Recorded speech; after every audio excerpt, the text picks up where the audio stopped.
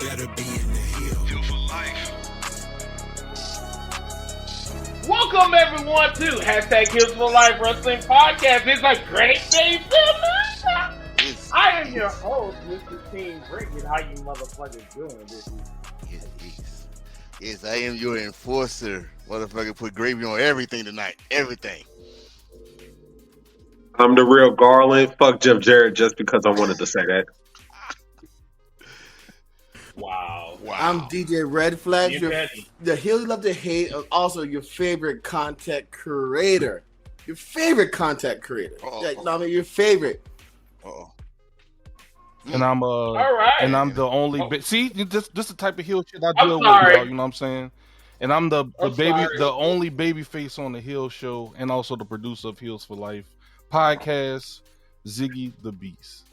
He's a black ass lie. Ziggy must got a haircut. He's a black ass lie. He must. Y'all, what Ziggy ain't been telling y'all is that he been healing it up all week. So we all communicate with each other during the week. Ziggy's been a heel all week. All week. Last 3 months he's been on some shit. Like the man who's taking tablespoons of bath salts. He's been I don't know what y'all talking about, dog. All of a sudden. Of course, he never knows what we're talking about. When you talk about some real ass shit, when it comes to him, his beard, and his shady attitude, yeah, he'd be like, "Oh, I don't know what you're talking about," or whatever. And you know what I'm saying? Like, maybe my shadiness, my pettiness, my digression is really rubbing off of him, and that's fine. Like, you know what I'm saying? Like I said, I inspire. I just be chilling, bro. I do not know what y'all talking about. Look, like I always said, him and All Star are a tag team known as the bearded baby faces in quotations. The baby beard heel face. Real.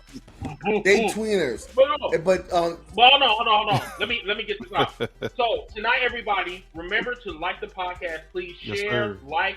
If you on Facebook, Twitter, or what have you, share the podcast. Love the podcast. Do what you need to do, because tonight we got a healthy agenda this evening, and we need you guys to be very active this evening so we can get our numbers up. Okay. We already got comments regarding tonight's main event. But first, what we're gonna do is I'm gonna let Ziggy. Did you want to start this off with the Bloodline? I got like clips and it's whatever you want. I follow your lead today, bro. Whatever you got. Okay. So what we're gonna do is first. Hey Ziggy, sorry. Ziggy, check what's your up, phone. Tio? Check your phone. Okay. I got something for you. I got my game. I didn't send it in yet, but I have my game for you. I'm sending to you right now. All right. Okay. So what we're gonna do is we're gonna get the Bloodline out the way, because like I don't got time to be talking about them all night. So we're gonna get them out the way. First of all, we start hot. That's the big topic, and then the end of the topic, or to the end of our show, we're gonna talk about the CM Punk situation or whatever, and all this shit, and why some fans are divided about CM Punk coming back. So we'll just talk about. So the 1,000 reign of Roman Reigns. Oh, here we go. Okay, so here's the thing. I really think that they came up a little bit short. I just feel that way. I think that it's cool that, you know what I'm saying, Roman Reigns came out there and he was presented the McDonald's bag of a title, if you will. Matter of fact, Ziggy, can you pull that up for me, please? The belt? No, the McDonald's bag. Oh Lord! I'm gonna make some comparisons real quick. Oh Lord! So if you turn that W into an M, and then you put some little color on it, the WWE Championship or the undisputed. Hold on. You don't have to mirror it. It's exactly how the way I want it. If you turn it up like this, okay. That is what the new undisputed WWE Championship looks like. I do not know why the motherfuckers in the fucking back. I'm telling you, it looks like a fucking it looks like a fucking mustard sandwich. I mean, like, for real. No, matter of fact, I'll go a little bit deeper with you. You know the little them sugar the cinnamon sugar bread that we eat when we like starving and shit. You know, when we go through hard times. That is exactly what that belt looks like. Not going the potato bread. No, the cinnamon sugar bread. That's what it looks like. Oh Lord, man, times are hard. Yes, times is hard, but not for the times WWE. are hard. Not for the WWE. WWE is a multi-billionaire company. I mean, shit, they just merged with UFC. You know what I'm saying? Right. You're telling me that you can't afford a different belt or a new design? I mean, come on now, like the World Heavyweight Championship looks way better than that bullshit. It does. That motherfucker looks like I just got that shit from a Happy Meal at McDonald's. Wait, hold on. Hold on. So you. I mean, I said, man, that shit looks very familiar. Is it from Audie's or is it from Pick and Save? Which one is it? Damn. He just flipped the Happy Meal box. He just flipped the Happy Meal box on it. Please stop putting the bag up there. Damn it, I see it. I see it. I have a question. You know, like, we've been hoping and waiting for them to bring back Big Gold. Big Gold. We've been waiting. We've been hoping. We've been praying. I've been praying to all the wrestling gods. Everything I believe, I've been praying. Hands and knees. I've been doing my Hail Marys. I've been doing my Queen. I've been doing everything. The closest thing we got to Big Goldie is Seth's title. Mm-hmm. And then we get this thing. So then it made me think, I was like, so is he walking around with 3 belts? Because the way they put it on him, they didn't take away the other 2 belts. They put it on him, and Paul was still carrying the other 2 belts. Those are gonna be Paul Heyman's belts. He's gonna take them home and put them in his fireplace. So I mean, is it like I don't know if y'all watch NCIS LA when they're like taking props home after the last show. They're taking props home. Is Paul taking that home too? My thing is, it's like now there's 2 titles. There's no 3. It's 2. But you would think you take 2 titles, merge into 1. I mean, as much as I hated Daniel Bryan's title, Daniel Bryan's title looks way better than that one. No, not the vegan title. The vegan title. You talking about the woodshop? The woodshop title. Bray Wyatt's title looks better than that title. Can I name a suggestion? You went a little bit too far with that one. That motherfucker, that title looks like some shit. But it's supposed to. It's supposed to. But not like that. I'd rather carry the Fiend's title than carry that one. This is what they could have did with the title, right? I have a suggestion. You can carry that diarrhea of a fucking belt if you want to. Look, I understand we're not a fan of the WWE Undisputed Urinal Championship. I understand we're not a fan of it. What they should have did is like they did with the new World Heavyweight title. You got a throwback concept and you remixed it. What they should have did was get the Winged Eagle title and remixed it. Problem solved. If you're gonna remix titles like you did with the World Heavyweight title, just remix the Winged Eagle or something, make it look presentable or something, make it look unique. Like you said, it looked like somebody just got a title out the back and took a piss on it. That's why I call it the WWE Undisputed Urinal Championship. Bro, like it's messed up. Wow. What you just said right now made so much sense to me. Raw's title looks like a combination of the Wing and Old Gold, which give Cody that feel of the Wing title. It gives him that feel. That's what I was getting at. Yeah. So then because go ahead. No, go ahead. Oh, I was gonna say it looks like a 1-to-1. It still looks like a 1-to-woman's belt. You know. Whoa! Don't ever disrespect the woman's arm. The big gold? Yeah, it looks like Ghostface Killer. It's like somebody named Wanda should be wearing that belt. Ghostface Killer made that bracelet iconic. Ghostface did, not Wonder Woman. Ghostface did. Yeah. That's true. Ghostface. My dude Ghostface Killer, bro. Yes, sir. Yes, sir. New Yorkers not, Chris. You know, but you know what? You know what though? Like I said, all they did was pretty much color. They colored within the lines, made it gold, and they took the crystals out and put black ice on it, and then hey, here's a new belt. My thing is this, like Real just said, if you were gonna bring back a concept for the big gold belt, and everybody like, oh, we want the wing belt back, you're not gonna get the wing belt back because the WWE gotta put that big ass W somewhere. Why? Put it on the sides. Put it on the sides. It just, but see this, but if you wouldn't, like Real just said, I would have remixed it, or like not the Winged Eagle or the Attitude Era Winged Eagle, something like that to throw back, because all you doing that was just copy and paste and color between the lines. That's all you really much did. Ziggy, can you put that belt up? The one that you just put Why? up? You want the new undisputed one or the big gold? The one that you just put up. This one? Why? Yes. Why the fuck this shit looks like a Matt Griddle? like for real. You hungry? Wait. Are you talking about bro? Are you saying it look like the bacon, egg, and cheese McGriddle, bro? So pretty much it's like once you open it, the first thing you see on the damn McGriddle is the big ass you put him in the griddle patty, bro. So whoever gonna buy this shit, I'm telling you, right, motherfucking there. Thank you for that. Thank you.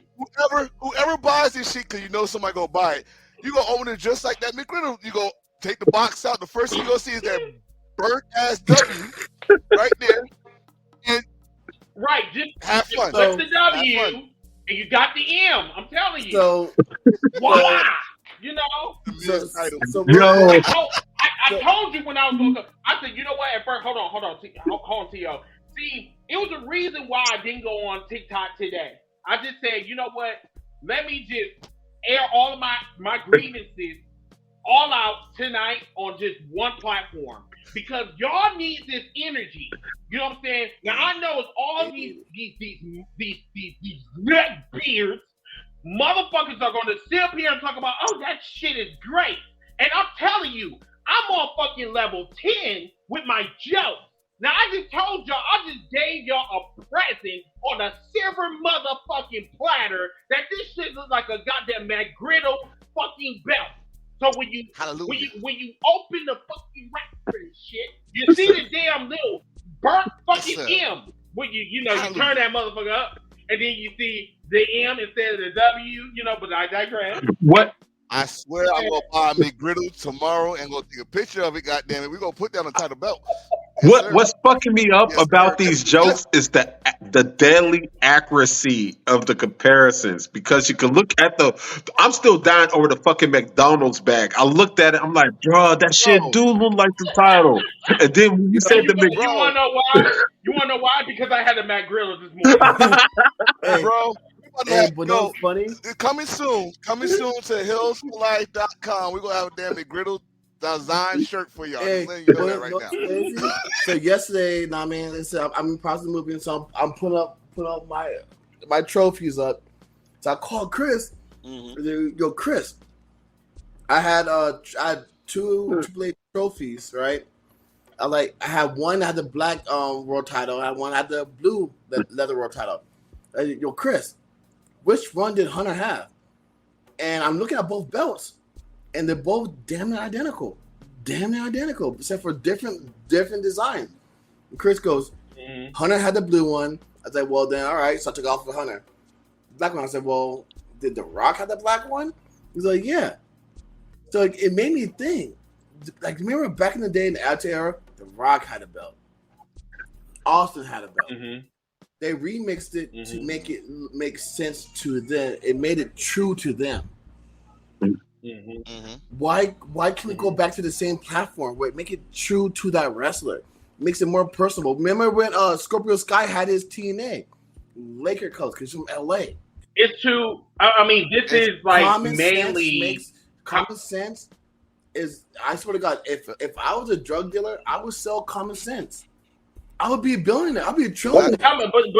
I'm sorry for saying this though, but common sense is not common. Exactly. That's why I would sell it.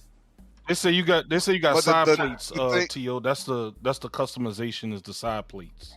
But that's But the last person that had a belt was John Cena. Here we go, right here. Look, he had the United States. You know what? He had the United States title. He had the United States title and the WWE spinner title. That's the last place I saw. John Cena. The reason why I'm going to disagree with you on that one because he was pandering to black people. So black people, anything that if you talk about pussy, drugs, or any spinner wheels. 24s or whatever is going to be a hot sale. I get what you're saying, but we talking about a custom belt that made for either the character or the person, right? And the character that John Cena was portraying at the time was he was a hip hop guy. He was doing the freestyle. Pretty much, he was Max before Max, right? Or he was Vanilla Ice before Vanilla Ice, right? That's a lie. Oh, he was the new Vanilla Ice. No, that's a lie because nobody's gonna beat Ninja Turtle rap. Damn you, Tio. Damn you, Tio. But Ninja rap. Go Ninja. But that's the last person. Why? But right. Well, that's the last person that had a custom belt. And then remember how long that happened because after they had to spin the belt, that became their main belt. For like what? For like almost 10 years. Bray Wyatt. So. Hell no. I mean, it was his own custom belt, though. Man, that counts. Are you going to sit up here and... I'm just saying. All that... It counts. I am not going... Daniel Bryan, that counts. Point of information. Daniel Bryan counts. Daniel Bryan counts, too. Well, you know what? But you know why I said... And none of y'all brought up the rated R belt that Edge had for a very short bit, too. But I said the last person was John Cena. The reason why I said the last person was because that became the mainstay. Listen. You remember I see what you're saying. You're talking about a belt that became the belt that everybody else got. When Stone Cold had the Smoking Skull belt, and Undertaker beat him, who had that belt? They still had the belt going. Vince McMahon just hold it hostage. Yeah. Right? So they kept it going. When Daniel Bryan lost, they went back to the regular belt. When The Fiend lost, they went back to the Blue Universal title. I'm talking about once that person that created the belt lost, it became the mainstay for like months or years, so like that. So for the WWE to be creative, I guess it's hard these days. So they just said, you know what? Damn it, they brought we saw now this. Let's just change the color and go with this.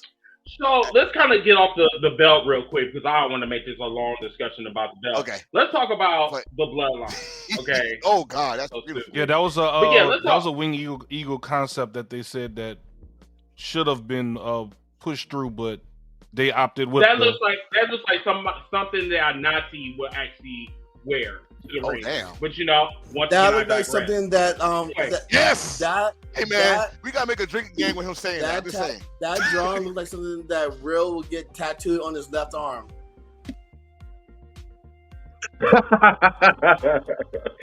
yeah, and he gonna color in the lines. As I was saying, though, let's talk about the bloodline.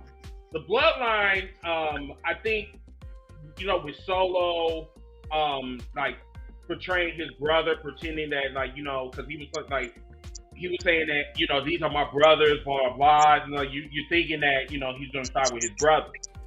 When he was standing side by side with Jimmy and Jay, I already knew something was up. It was just a matter of when and where and what time this was going to happen. Right. As soon as Roman hugged him, he said no. He said, right after Jimmy said, hey, can we be brothers? You know what I'm saying? Let's bleed together. When Roman said no, I already knew what time it was. When Solo attacked, he attacked Jimmy. Okay. But it was just like, it was expected. It wasn't like something that was just like, oh my God, I can't believe that happened. Now, my whole gripe is with that whole scenario, whatever. They should have used Rikishi in this situation. I think it would have been a little bit more effective if Rikishi came out there and or Roman or Solo attacked Rikishi. It would have been a little bit more impactful. But I I wasn't here for it, But you want to go to your. So I'm gonna break it down to a hood point of view real quick. All right, let me turn to my Brooklyn shit. When this how you know that they ain't with the shits, because when Jimmy mushed him, when Jimmy mushed Roman, it should have been on site right there on site. You don't mush nobody like shut up. No, because the moment. Wait, actually, that's the first mistake. Go ahead. No, actually, that's the second mistake. Go ahead. Go. The first mistake is when I'm talking to Tone. I'm gonna use that example. If Tone and I have beef or not, whatever, right? And I step 2 feet in front of Tone, and he stepped 2 feet in front of me. There's no more talking. It's on site. Right. You're right. But the moment that you mush a man like that, that's fine. There's no more talking. It's on site. Right. I'm snuffing you. Mm-hmm. I'm taking your head off. Dead ass. I'm gonna beat the brakes off of you. The fact that Roman is supposed to be the leader, the tribal chief, the head of the table. I'm doing my AB, the head of the table. You know what I mean? Mm-hmm. And the fact you get mushed like that, bro. Jimmy is now more of a freaking leader. Like, you don't do that. You don't do that to your OG. Automatically, it's just like you going to your father and just mushing him like, give me my allowance, nigga. Shut up. You took out the garbage. You can ask me on site. The moment you stepped up, you're too close. That's number 2. And Jay is acting like a bitch. Jay is really made his name Jay. He's acting like a little bitch. Point blank. Exactly what Wheeler just said is poor ass storytelling. Could you put somebody in the air that's mind you, they were in Jordan. They got the drip. They dripped that one night. Automatically, you should like you're with this shit. You're in the streets. But you're not acting. You can't be acting like you a blood, but you acting like a pussy. It just doesn't. You're acting like one. You're acting like one. I'm about to get canceled. But you know what? Fuck it. Bring it on. Accuse the followers. Fuck it. You acting like one of these white kids in the suburbs that listen to fucking hood rap and walk around thinking that you can't get touched. That's how they're acting. I'm telling you right now. I'm surprised that they're not getting pressed in the streets. They're going to Detroit. All these really crowded cities, and you run these red flags, Chicago, all this red. I'm surprised they're not getting pressed. Dead ass. I'm surprised they're not getting pressed because think about it. Like, I'm sorry, I go back to that mush. It wasn't just a little. It was a straight full hand palm push you like fuck you, pussy, fight me. That's what it was. And Roman didn't do nothing behind it. So it makes Roman less of a person, less of a champion. I look at Roman less as a person now. I get it. It's written or not. But I'm sorry. Roman should have grabbed the dude by his throat and like, I'm going to try to be cheap and this and like that. And they had Jay break it up. Like, no. We're going to talk about this. It made Roman look soft. It made Roman look SWF soft. Oh, no. You did not bring that back. Lord have mercy. But I'm going. Well, I definitely go agree with you because I know exactly what I was gonna go there. Like, when dude came in, when Jimmy No interrupted the celebration, and then Roman gave an order to Jay. And he told Jay the Super King like he kicked me, like he's trying a little bitch right there. First of all, he kicked me, so kick him for no. But after that, and you're right, when he stepped up to him, right there, you already showed disrespect right there. Did the mush, and I was like, oh man, you should have, you Roman Reigns, that's supposed to be the right hand to the chin, whatever. But what got me was they try to get so emotional about it, and get the little hug, the little after school special hug, and no. But the thing, what caught my eye was the eyes. Soon as he looked at Solo, I said he about to fucking spike the shit out of him, right here, and he spiked him. But the thing is about right there. The thing is, they are stretching this shit out. They are really stretching this shit out, and it's getting thin. It's getting real thin, and I kind of agree with Chris because I thought Rikishi was coming. Yeah, because Rikishi is playing fucking Twitter. He's twittering, but he's not on TV. I'm like, my nigga, I don't give a fuck about you twittering. What you need to do is confront the motherfucking situation. Stop Your kid is involved in it. Hiding behind a motherfucker. No, let me cook. Stop hiding behind a fucking keyboard and come on fucking national television and address this situation. That's what he's doing. He's twittering himself into the storyline. One of those spaces warriors. Indeed, yes. He's being. That's what I'm saying. Like, what the fuck are you going to do with a Twitter with a tweet? Like, I mean, that's what he's trying to get himself into the storyline because they're not trying to call him. They rather call the Rock, the Hall of Famers. They want to call the Rock. But my question is, I believe. But I'm sorry. Go ahead. Are there any restrictions on Rikishi right now? Has he done anything that the fact that he can't be on TV? The reason why they can't bring him on TV? Because if they're smart, they would. No, they probably not reaching out to him. No. They're reaching out to him. But he wants that money. He wants the bag.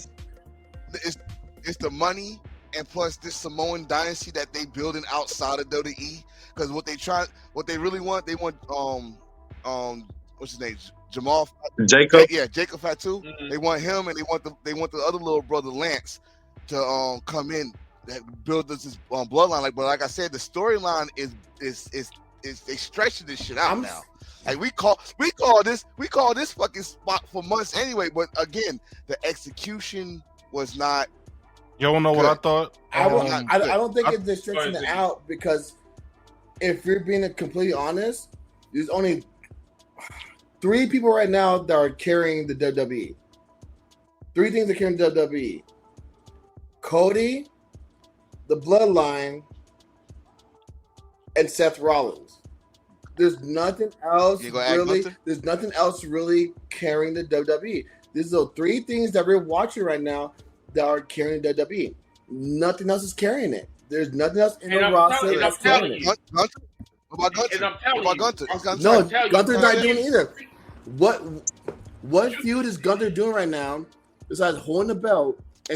Gunther is not doing anything right now. That's not.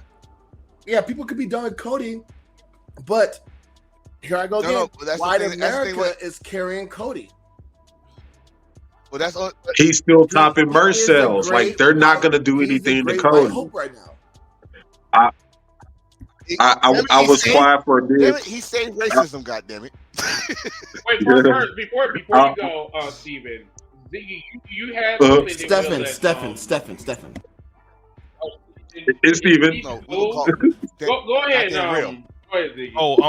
Only thing I was gonna say was I thought that they missed the opportunity because didn't Roman Reigns try to fight the what was it? I'm trying to remember. I can't think of the names. Kevin Owens and Sami Zayn. Didn't they go against them and he put the match in Alpha and Sika's honor or whatever and they lost? So I thought that was an opportunity to bring them in and Roman Reigns poking his chest out about them missing the opportunity putting a match in his honor, but shit, you put the Wild Samoans in and you dropped the bag. Right, and that's what I was gonna say because that's instead of bringing Rikishi, everybody thought they were gonna bring them in because you see, he said I dedicate to the true tag team, my father, the Wild Samoans, and those guys don't have no problem coming in. They did before. When they gave them the lay for the tribal chief, so they could come in. But I guess they got. I feel like they could take it away. They gave it to them. Me personally, and I hope I don't get canceled for this. I hope my podcast don't get canceled for this. But why do I feel that the WWE is treating Roman Reigns like a Make-A-Wish child? Why do I feel that? I'll answer that. I feel that it's like ever since that cancer situation, it just seems like it's like everything is being like fed to Roman. And without no explanation, you know what I'm saying? Like we're gonna make your dreams come true because you went through a situation, and it's just like you don't understand the ramifications that's going to happen with your company after Roman drops that belt. Now, T.O. just said there are 3 people that is running the WWE right now, like really keeping the WWE afloat. It is Roman Reigns, the Bloodline, all in one. Cody Rhodes and Seth Rollins. That's inexcusable. Like, why the other folks are not like contributing? Why are you not bringing other people into the fold? That's the issue with the WWE right now. It's too many soldiers and not enough chiefs. That's the issue. Because like everybody's just like standing around, just like, what am I going to do next? Type of shit. Everybody is sitting catering. They're not doing shit. And why? That's like the question of why the fuck you got a 3-hour show, you're not giving this opportunity to push them forward. That's been a question mark for years. Like you made the great show that was 2 hours, 3 hours, and you promised us, which we all know, this is gonna give everybody opportunity. This is gonna get the shine. But we see the same damn people and the same long ass segments, but you're not getting nobody no shine. Then when you do get them shine, you don't give them enough time to shine. And see, that's where I'm gonna hop in on this, because see, do you know we hear throughout the week from everybody, right? The ones that are WWE loyalists that says, well, if they want an opportunity, they gotta make their opportunity. They gotta do this and that. I hear almost everybody seeing that sentiment. But how can you expect somebody to take advantage of an opportunity when they can barely get any screen time to get that opportunity, to build themselves up, to make them show themselves that they're worth getting to the next level and stuff like that? What the fuck is 2 or 3 minutes on TV supposed to do or help somebody? And now, Chris, I'm about to we're going to replay what we talked about on, and I'll tag you in, T.O. The Attitude Era had. I know people probably sick of us saying this, but it's the truth. They had backup plans. They had people that was ready to move up. They had people that was ready to step up. Y'all got the freaking soldiers that could step up. All you gotta do is just give them a shot. Give them a shot. Hell, that's all you gotta do. And if it don't work, you just bring up somebody else. And one of them is LA Knight. LA Knight is really He is. He is. But the issue is that his situation with Bray Wyatt hindered him a little bit. So it's just like, can I even before that, because they're saying that he's supposed to be the person to win the Money in the Bank, and I'm like, oh, okay, I could probably fuck with that. Can I bring something up about that? He would have been at that level at that point if you wouldn't have wasted the months with fucking Maximum Male Models. Oh yeah. Let's bring that up. Let's bring that up. He would already been at that level. Shade on that, because that was actually good. Just maybe for 15 seconds, but it was actually pretty good. So you like the fact this motherfucker walked up right up on people? It's like, yeah, I'm Max Dupree. And I want to bring up my Maximum Male Models. And I want to give them. I mean, it might have titillated a lot of folks in here, and I'm not knocking the gimmick or anything like that, because they were titillizing a lot of folks. I'm just saying those months could have been used for him to be LA Knight and build himself up to the point to where we're already talking about him in the main event picture. Real. Don't do that. I mean, listen. Number one is Pride Month, so like, a lot of people are going to get moist off of that shit. Like, I mean, not me, because like, I don't really care for that shit. I know about my masculinity, so like I don't really give a fuck about that. I can care less. But no. T.O. been waiting patiently. Go ahead, T.O. First of all, Denver's getting bullied right now on some calls. It's 104-93 Miami. But oh shit. The check cash for Miami. First of all, how's Stormy coming here looking like Cisco during a thong song? Coming here like all 6 He know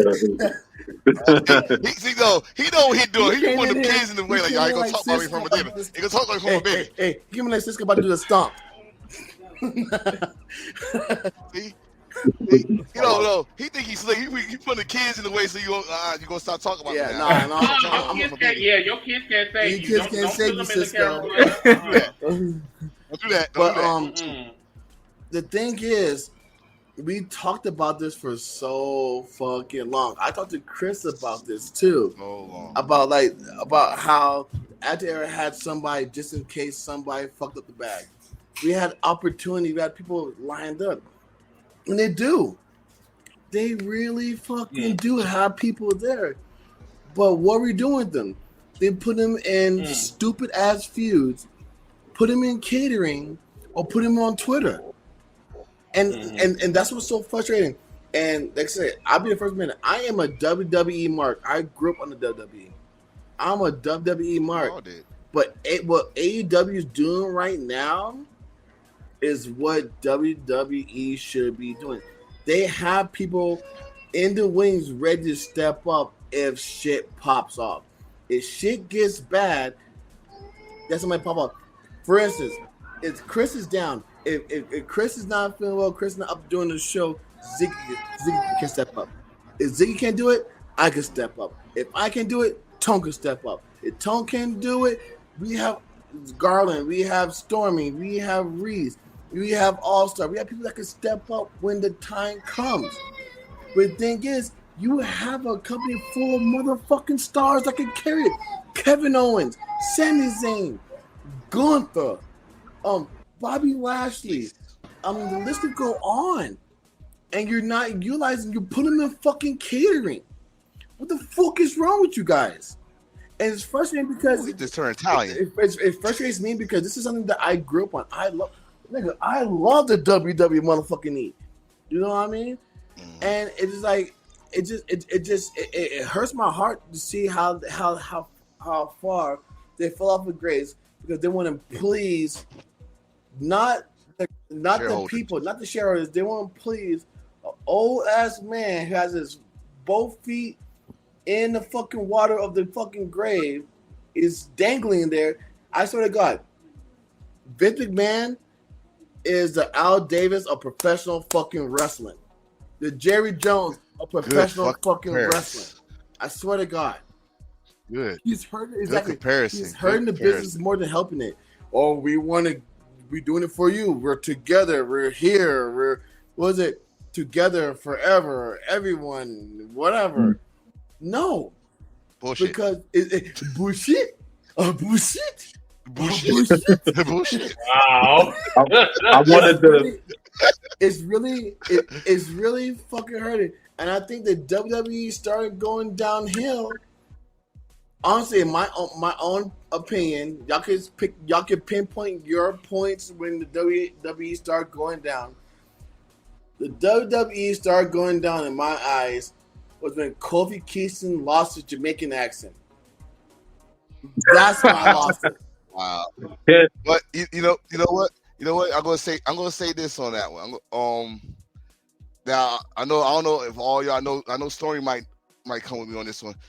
I was just watching New Japan this morning, and these guys got these guys moving up. They got people stepping up from the dojo and making stars. Like making stars. Okada, you're still here, but we gotta get somebody. The next ones in the group. They making stars and making people for the future for 10 years from now, for 15 years from now, and got this shit rotating. Just like T.O. just said, they got people that got the star power. That's still hot. The people cheer for them. Still get part like Sammy, KO. We said Seth. AJ Styles still got some star power. We got we got Judgment Day coming. What the hell's really, Janelle? Shout out to HR.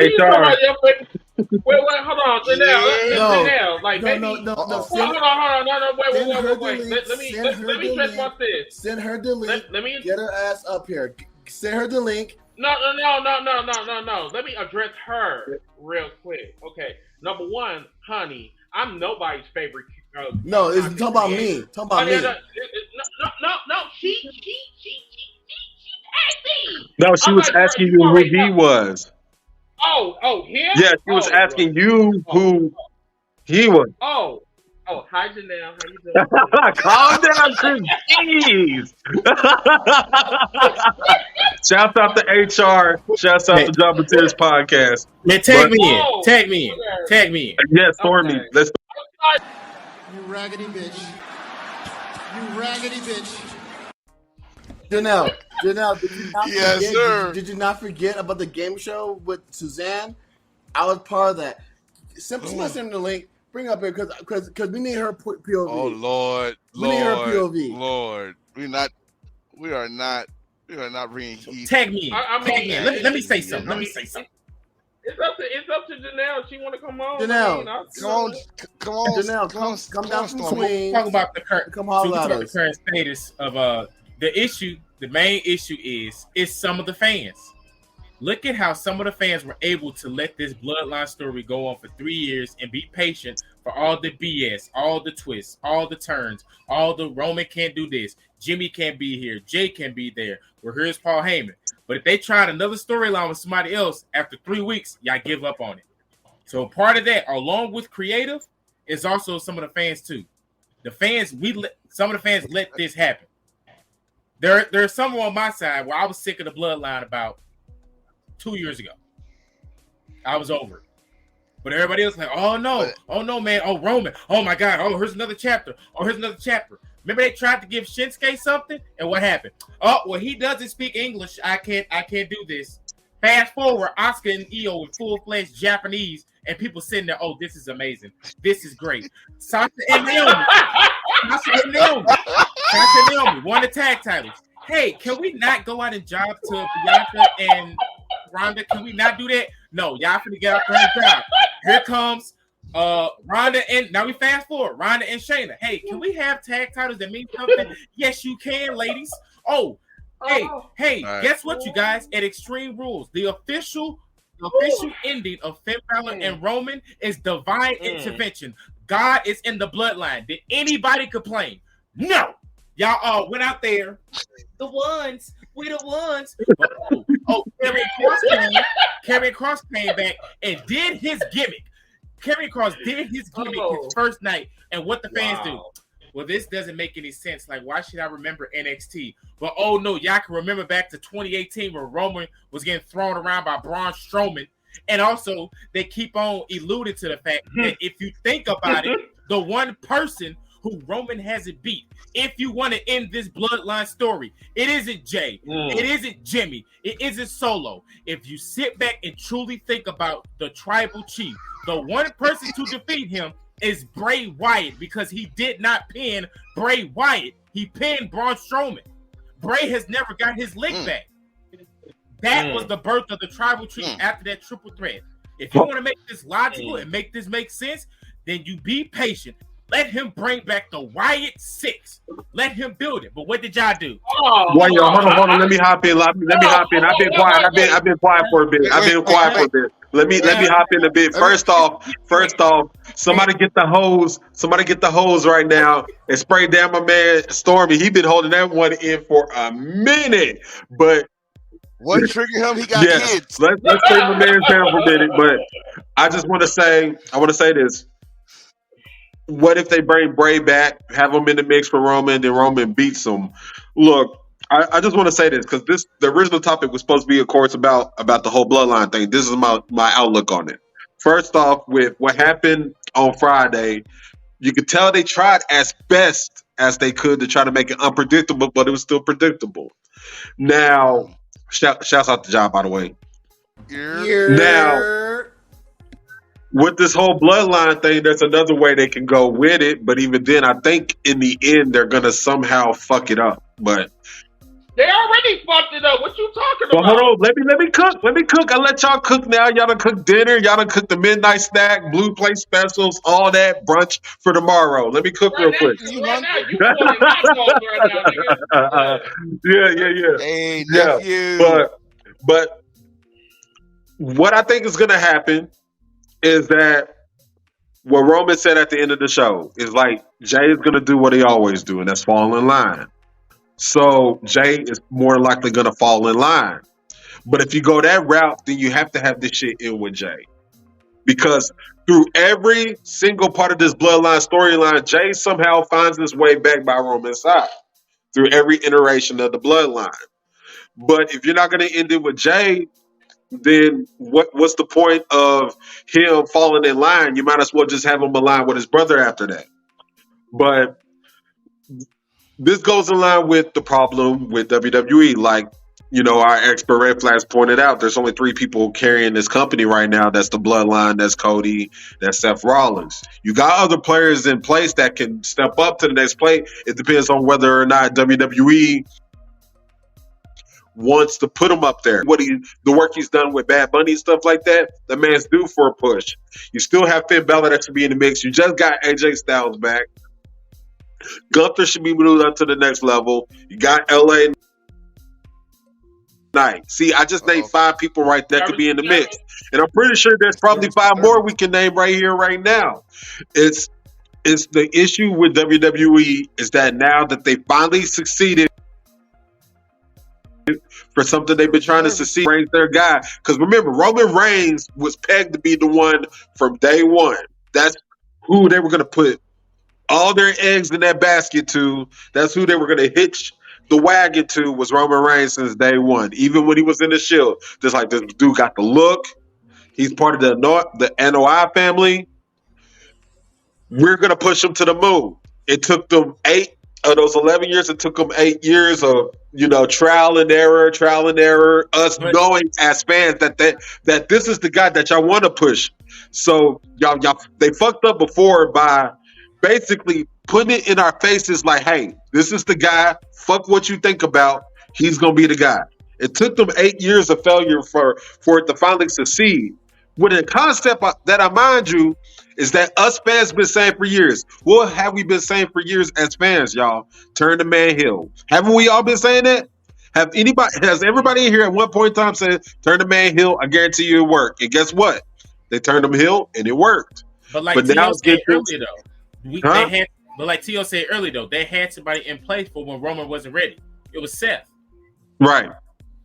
That I agree with. But you also got to have some other players too. You can't rely on the remnants of the Shield. You can't rely on the Bloodline all the time. You got to have other people outside of that spectrum to be ready as well. And yes, I agree with you, Stormy, what you said earlier. A lot of this is on the fans why this Bloodline. First one. Your service is nervous. I want to say, and matter of fact, y'all can go guess on. Wait, is it nervous? No, it was. All right. But but you can go back on past episodes. You can go back to the cookout, even though we don't mention that no more. That Stormy's been saying since day one that this bloodline shit has been going on for too long, and he's been the main one saying it and been giving legitimate reasons why. And everything he's saying is coming to fruition. But I was gonna say this one thing. I was gonna say this one thing about, especially what Stormy said. But I'll go agree with you, but there's one problem. Bray Wyatt is not coming back because the one thing WWE don't like to do, and they did for him, was give him creative Vince control. came back. I'm telling you, Bray was in the back eating his salad, and Vince walked through the door, and he said, "Oh, hell no!" But the problem is when Vince came back was when Vince came back, Bray had creative control, so Vince couldn't touch him if he wanted. Because Bray's probably in the back, on the phone, like, "Yeah, boo, I'm gonna see you tonight." Hey, how you doing, Bray? Hey, what's going on, Vince? Vince. So my question is, we are definitely in different waters, gentlemen. Definitely in different waters, because when the NWO started, was there a point when we were like, when this is going to end? This is too far. Yes. Yeah. Yep. At what part? And I'm an NWO fan. I say yes. Linda, honey, listen. A bullshit. don't bullshit me. But I'm saying, when it was hot, right? And we let it carry, and then we let it carry to the Wolfpack. And then we're like, oh, okay, now it's 2 sections, and it's still hot. How long did the NWO carry? Does anybody have a number of years or number of seasons or whatever? I didn't watch that shit, so I don't. Three and a half, right? 3.5, 4 years. About 3.5 About years. 3.5. Now that was with the Wolfpack, correct? The Wolfpack. Okay. Yeah. And because it went to 99. Years. It went well into 99. Where are we sitting right now with the Bloodline? Then 3 years, right? So we are approaching that ceiling, right? We're approaching that ceiling, right? Now I'm gonna ask everybody. I'm gonna ask my cast first, and then I'll ask Janelle and the rest of the comments the same question. What can they do to surpass that 3-year binge? They can't. What you mean, like something different, or what can they add? I mean, like surpass that binge to make us like, okay, you know what? Let's go on maybe 6 more months. No, you mean with the current story at SummerSlam. What can they do right now for the Bloodline to make it more feasible, more stomachable? For me, if they change the finish, for 3 years, every match has ended the same way except for the Royal Rumble against Seth Rollins here. That was the only match that didn't end with somebody getting involved. Don't try to feed me that, Roman is this untouchable person, when visually I see that he ran from Seth. Literally, I saw this man duck Seth Rollins. Like, you mean he's ducking Seth, who's wearing Becky Lynch's clothes, but you the so-called tribal chief? And that's who you ducking? Seth Rollins. Like, that for me, is just, it throws it off. That's why I keep saying, bro, like, I totally agree with you on that, Stormy, because all this BS about Roman being the tribal chief, this 1,000 days or whatever. I'm sorry though, but I'm not on the bandwagon with that shit, because like, number one, you sit up there going around with a mic with the McDonald's McGriddle fucking bell on. It looked like the U.S. title. It does. It looks like a fucking sandwich, and yet you want to right there. Look at it. You know what I'm saying? Oh no! Wait a minute. Are you hungry for a snack? Go ahead to WWE.com and get your new WWE cakes, guaranteed to make you. You will be the tribal chief of snacks. Remember, we the ones. WWE snack. I'm surprised our producer has not found a picture of a McGriddle yet and posted it up there. I would die laugh. We can't get ice cream, but we can damn sure get some damn cake. Not only with this snack, make sure we can't get ice cream. We can't get ice cream, but we can get a WWE championship. You will be the tribal chief at lunchtime, kids. Go ahead to WWE.com. Remember, ask your parents. No. Janelle, put the belt back up. Me personally, hold on. Let me get that right. Let me get back. Put the belt back up. No! Don't put that motherfucker back up. Let me address Janelle real quick. It's not that we care. It's just for the simple fact representation is a motherfucker. You know what I'm saying? Like, you're basically telling us that you are a copy paste type of fucking company. You know what I'm saying? Now, it's not my problem that some of these fans get up in their fucking feelings and shit and they want to defend their company. That's not my problem. You know what I'm saying? Like I said, we're going to have to agree to disagree. And I'm talking about everybody. I'm not talking about you. Wait, who's I know what you said with that. But I'm just saying, this shit looks like a fucking gingerbread fucking snack. That's how I feel. Just saying. Not the ginger snaps. Here, go get my cup. Hold on. Wait, really?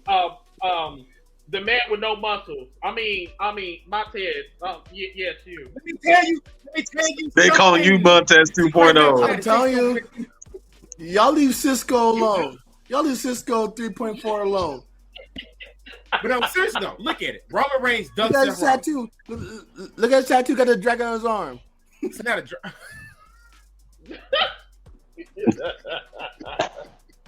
I'm not gonna take this.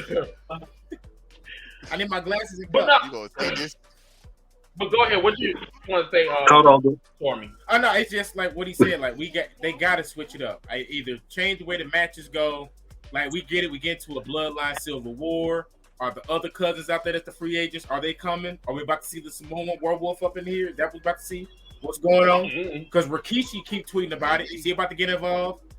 Why don't they use Tamina for the I'm confused. She got bad knees. She got bad knees. Oh. Yeah. Okay. She got bad knees. Sorry, Tamina. I tried, Tamina.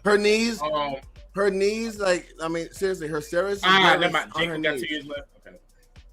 Her Where's service her is knee nervous pad? on her Stop knees. your head. Her knees is shaking like R. Kelly buying Girl Scout cookies. God damn. What the fuck? Remember, if you get hungry, go get your WWE snack cakes. I need the belt. Put the belt up. No, the other. No. WWE snack cakes. Brought to you by Okay. This man not get I'm stated. done. I am Put him in done timeout. with you, human.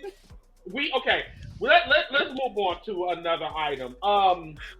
Story for the win. I'm gonna play this for y'all. Hey, on my next shirt, I'm gonna get Montez 2.0. I need me a cup. Chris, get ready to edit.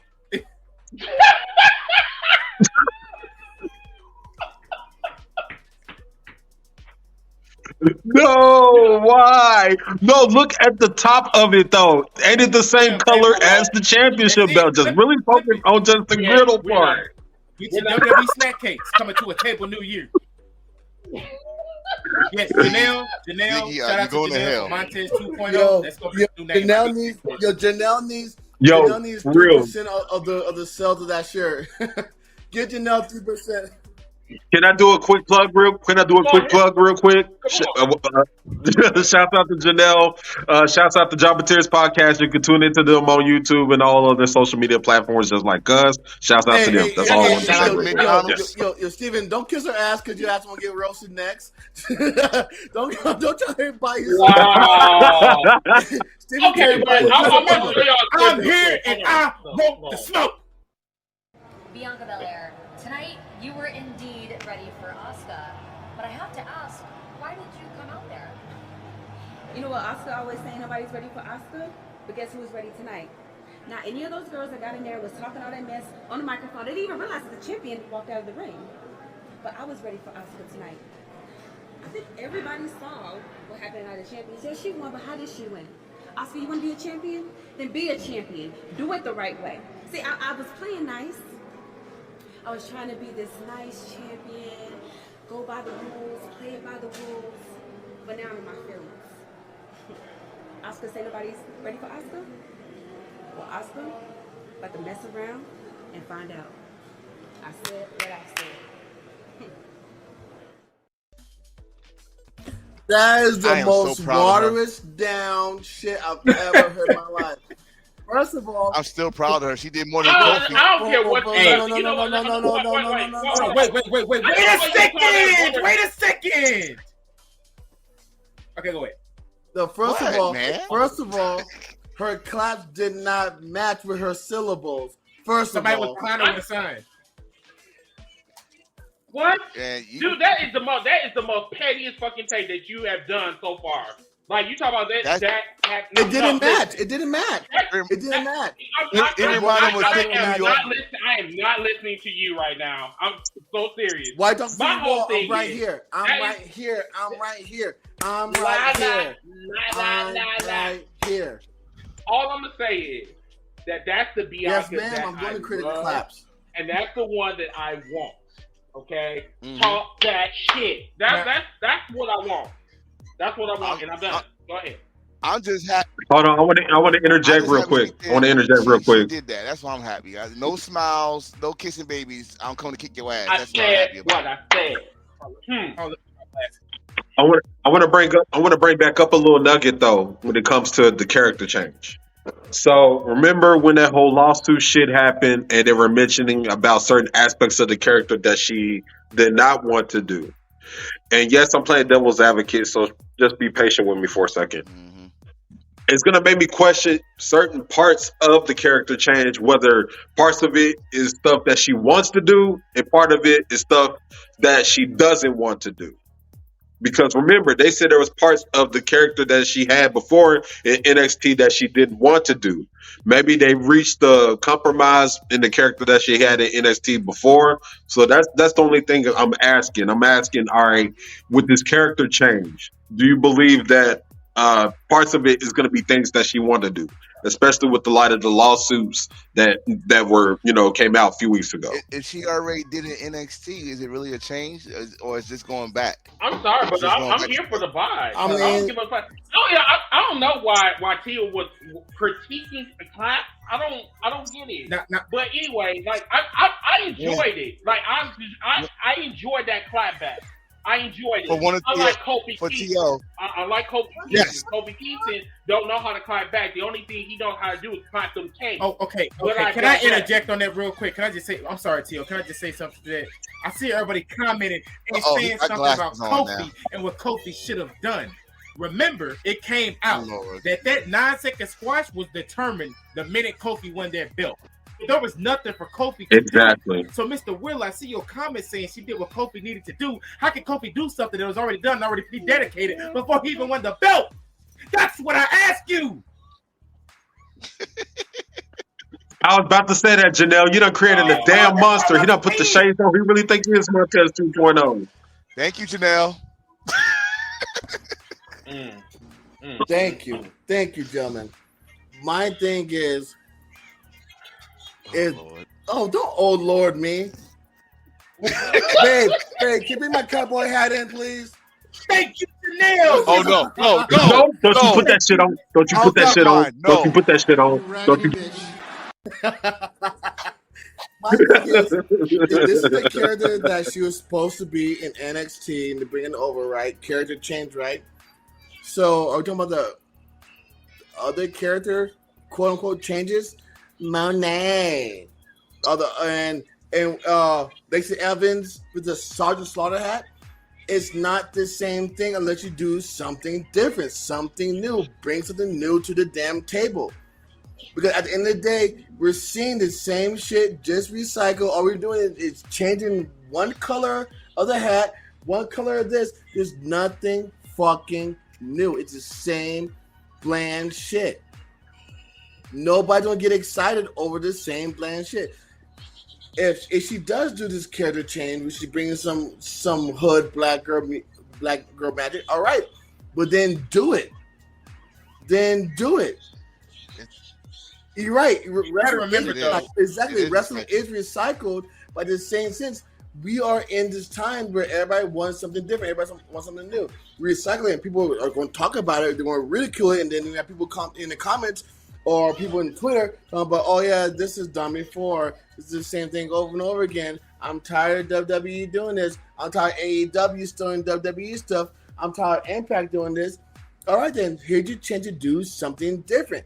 Bring something new to your character. Bring something new. You're right.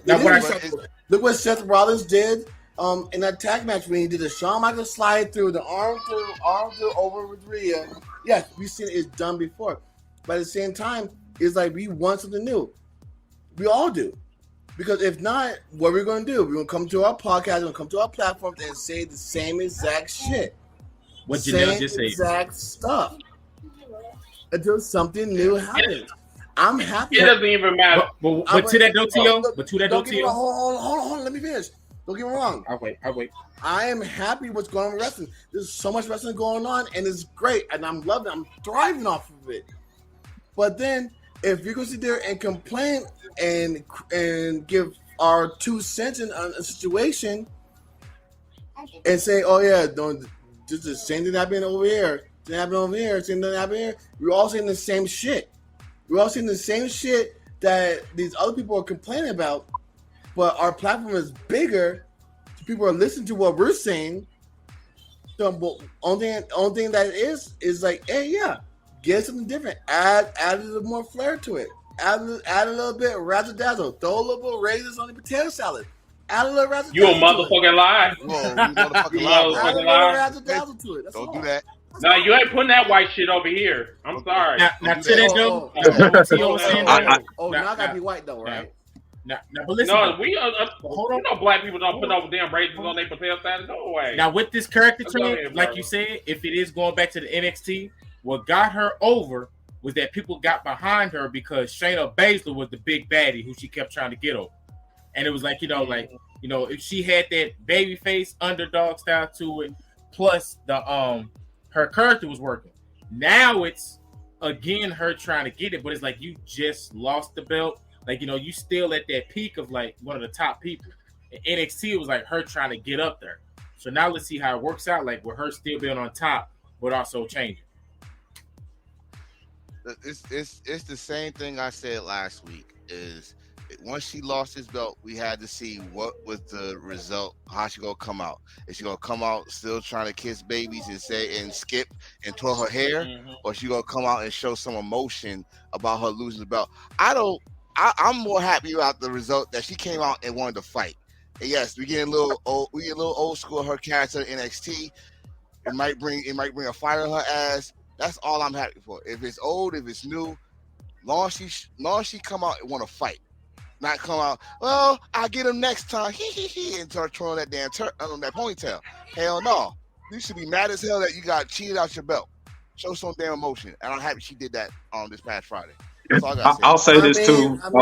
Was it really a cheating out like really cheating? We knew that she was gonna do the blue mist, but she did it in a different way. She did it in a way that was different from what she's normally doing it. So right there, it gave us something different. It gave us something different. It gave us a different edge. Like, oh shit! So now, not only do we have to worry about her spit in my face, now we're touching her eyes with her shit. No, I mean it's something different. Natio, you just said about recycling. I just was talking about recycling, right?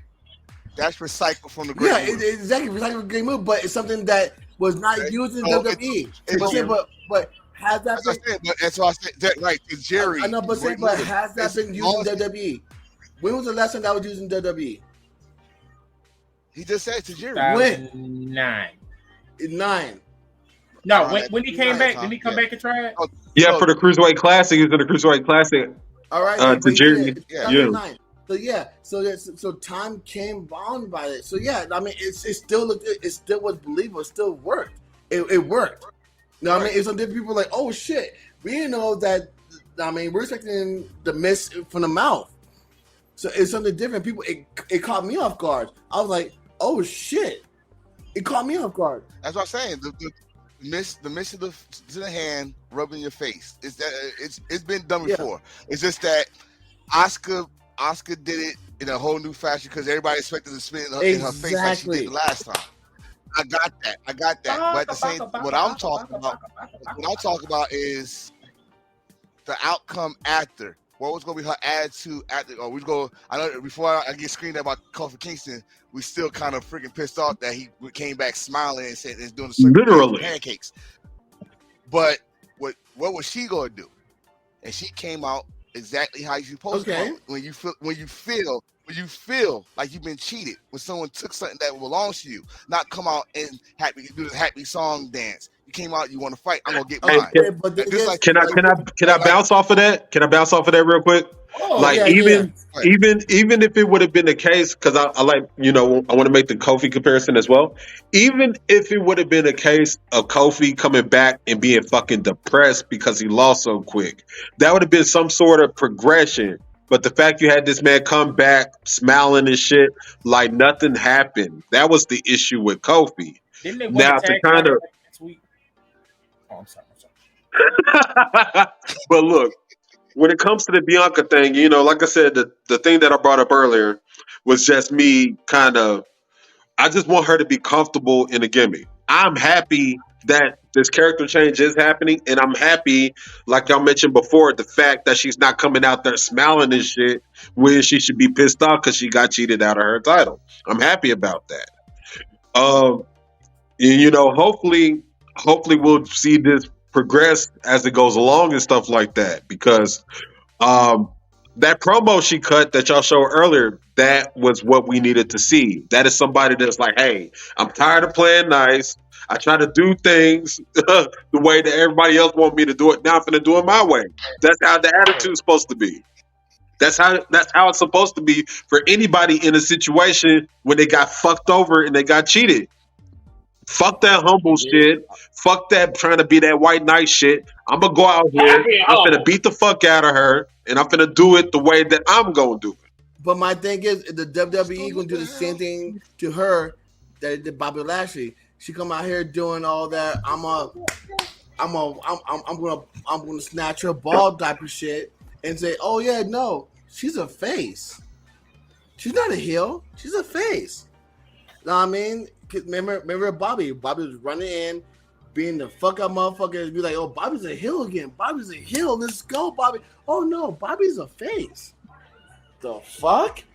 Y'all remember that? Do we have amnesia? Y'all quiet now, right? Well, no, I remember that because we were questioning it. We even talked about it a few episodes on the show. So exactly. So my thing is, are they going to do the same thing and make African Americans look like they're some kind of savage animal, there's some kind of beast, whatnot? Oh no, he's a face, but they're doing all this heel shit. Like, you know when a white person's a fucking heel. You know when a white man's a heel. Yes or no? We know, right? But now all of a sudden we don't know if the black person's a heel or not because they're being aggressive. They're being, oh yeah, they're aggravated, they're upset, they're showing emotion. Oh yeah. I mean, that, you know what? If the white person doing that, they're a heel. But then, so Janelle, my bad, T.O. So Xavier Woods, I have no comment on that. I just feel that, Xavier Woods want to be treated like he's a threat, and there's nothing wrong with playing video games, whatever. But I treat you as a threat in video games versus you being in the ring. I mean, that's just really how I feel about Xavier Woods. He's good. He's good at what he does. He's good at putting people over. But, I mean, you can't sit here and bitch and complain and say that I want to be treated, seriously, and you're playing a trumpet and you're throwing out pancakes with the rest of your brothers and shit. It's a trombone. And trombone, flute, whatever the fuck he does. I'm just like, I just feel a recorder that I think that you're just gonna have to you're gonna have to build yourself up. And I'm sorry, but you're like, I'm sorry, about 8 years too late. I mean, I'm sorry. Wait. You're the only person in that trio that has not had one single title. Like, you have the tag team championship, but honestly, do we really see you as an intercontinental champion? Do we see you as a U.S. champion? Big E. Yes. Big E is a former WWE champion. Yes. So I can't say nothing about him. Janelle, we know what you're talking about. Janelle, we know what you're talking about. Don't get Chris. Caught up. Oh no. I don't think I do. No. I read the comment. Listen, long ding dong. I'm trying to tell you. Why would you do that, Janelle? I'm trying to tell you, the motherland. I'm telling you, it's good to some people. Anyway, Janelle, why would you get him started? Anyway, I'm done. No, I love her. That's my sis. Matter of fact, I'm sorry. I have to ask the question: when is Jobber Slam? I'm going to ask you. I'm going to keep asking you this because I'm trying to fly up to New York so I can see Greatest Creation. I want to see it. So please get back to me about that. And Ziggy, should we go to commercial break or should we just keep going? July 29th. Cool. Okay, I'll mark it on my calendar. Ziggy, should we? I'm up there that day. Okay, good. Good evening, everybody. This is your friendly neighborhood enforcer from Hills of Life Wrestling Podcast. Here to give you some knowledge, some 4-on-1 on our Hill merch.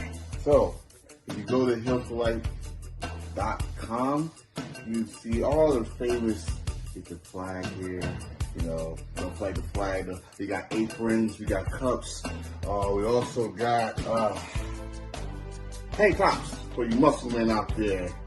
There's muscle men out there. Big boys. So pick up. Tank tops. You're not a tank top person? We got regular crew t-shirts. We got some female t-shirts too. Check it out. And if you are in the winter state, like Wisconsin, you know, shout out to Chris. We got those hoodies. Oh shit. Got those hoodies. Again, check out heelsforlife.com for all your heel merch.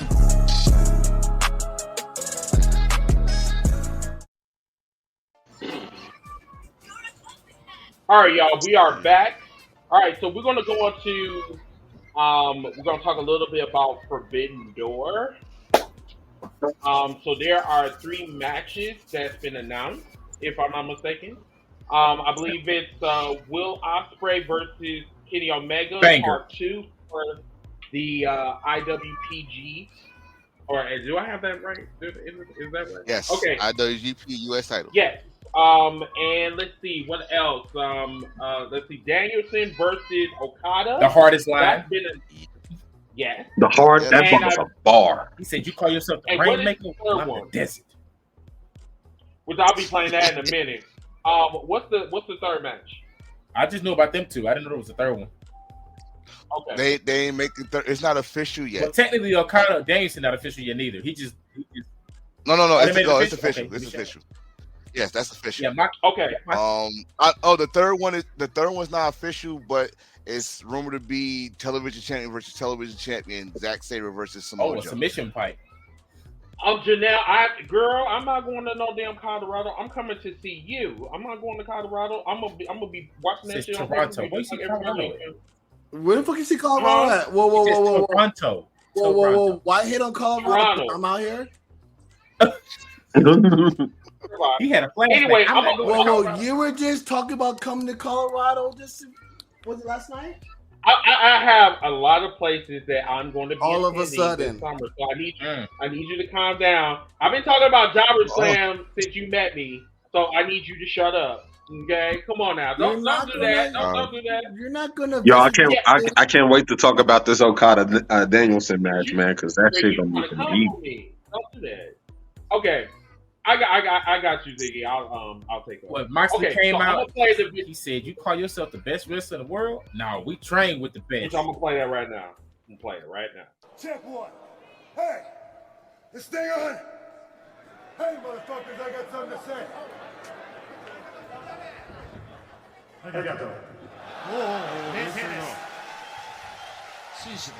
Hey, a lot of people think the 3 guys standing in the ring right now might be the best wrestlers in the world, but I disagree. The BCC disagrees because we train with the undisputed best wrestler in the world, and we bring a message. Oh. The last 10 years, I've heard people talk about how great you are. How you're the best wrestler of this generation. And I've also heard in interviews, you said that you want to wrestle me. That you want to fight me. Watching you, you're good. I know you're good.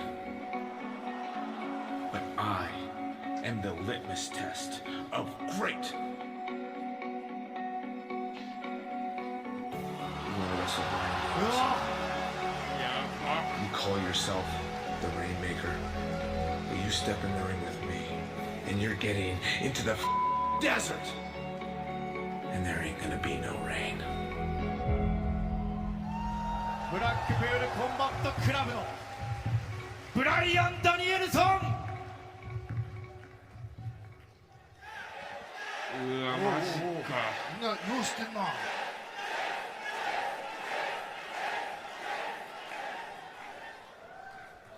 岡田和親がマイクを取ります。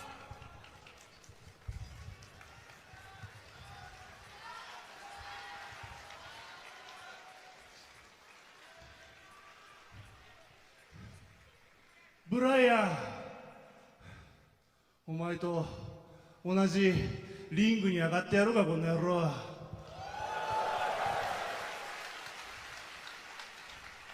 お前と同じリングに上がって砂漠だかなんだか知らないけど、しっかりと金の雨を降らして、その干からびた砂漠潤してやるよ。覚悟しとけこの野郎。うわマジか。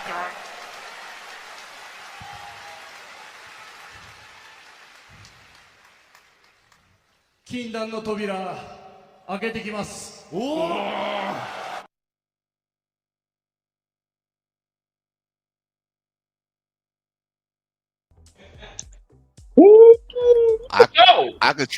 I could translate that if y'all want me to So translate. basically, Okada said that the Forbidden Door is open. Basically, that's what he said. So many words. And he said, I can make it rain anywhere. No, see, that's what I need to look bouncy ball about. What he said is, he said, good talk. My bad. Yeah, he said, like pretty much what Chris said, and also he said, no one stops the Rainmaker. I can make it rain anywhere. So and that it was put out there, and it is official. So you got two official. Yeah, what he really said is, I will beat your little midget white ass from here to Japan to Okinawa to Idaho to your kitchen. He's an angry dad right now. Okada's an angry dad right now. Be careful because you saw what he did to Adam Cole last year, and you know about Daniel Bryan concussion history, so he better be careful. Listen, there's nothing wrong with a little bit of. Hold on. What's she saying? You know, she said she said I can make it rain anywhere too. All right, Mike. You know. All right, my Boston gonna get you now, yo. But I want to comment on this. I want to comment on this match real quick, man. This match, and we hear the word dream match tossed out there casually nowadays. This is a fucking dream match. Undeniable. Can't nobody deny it at all. We're talking about two generational talents going head to head against each other. A match we thought we would never see happen. And I'm fucking excited for it. I wish I could go to Toronto to see this live. It's a dream match. It's a man, just the scope of it, man. We're talking about it's a money match, and we're talking about guys that if you look at their careers, both of them had early struggles when they broke in. Both of them seen great success. Both of them had challenges in between here and there. And finally, they finna meet up in a clash of two guys that fans around the world herald as two of the best in the world at this moment. My question to you, gentlemen, who wins this match? I think Okada should win. I think really Okada should win. If they smart, Okada. But if they're looking at a put your BCC as BCC is so strong right now, whatever, they're gonna put Daniel over him because then it's be 2 years in a row. That's exactly. That's what you gotta be real careful with that. You're right. They had to be careful with that. But didn't he take the pin last year? But at the end of the day, we know wrestling don't think like we do.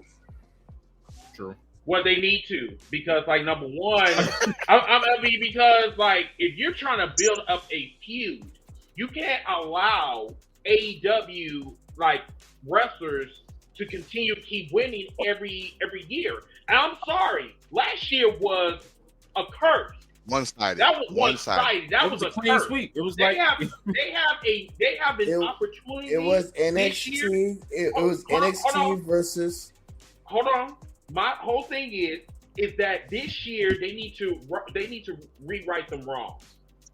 Some wrongs were yes, there was a lot of wrongs last year, and right now they're on the road right now to making this probably one of the best pay-per-views of all time. Well, I think he also learned his lesson, and let me not give people who I like. He like, oh man, this is the guy who I want, and a lot of people was like, who is this? Now this year is on the path of you getting the New Japan guys, and like who they got beef with, like Ospreay, Omega.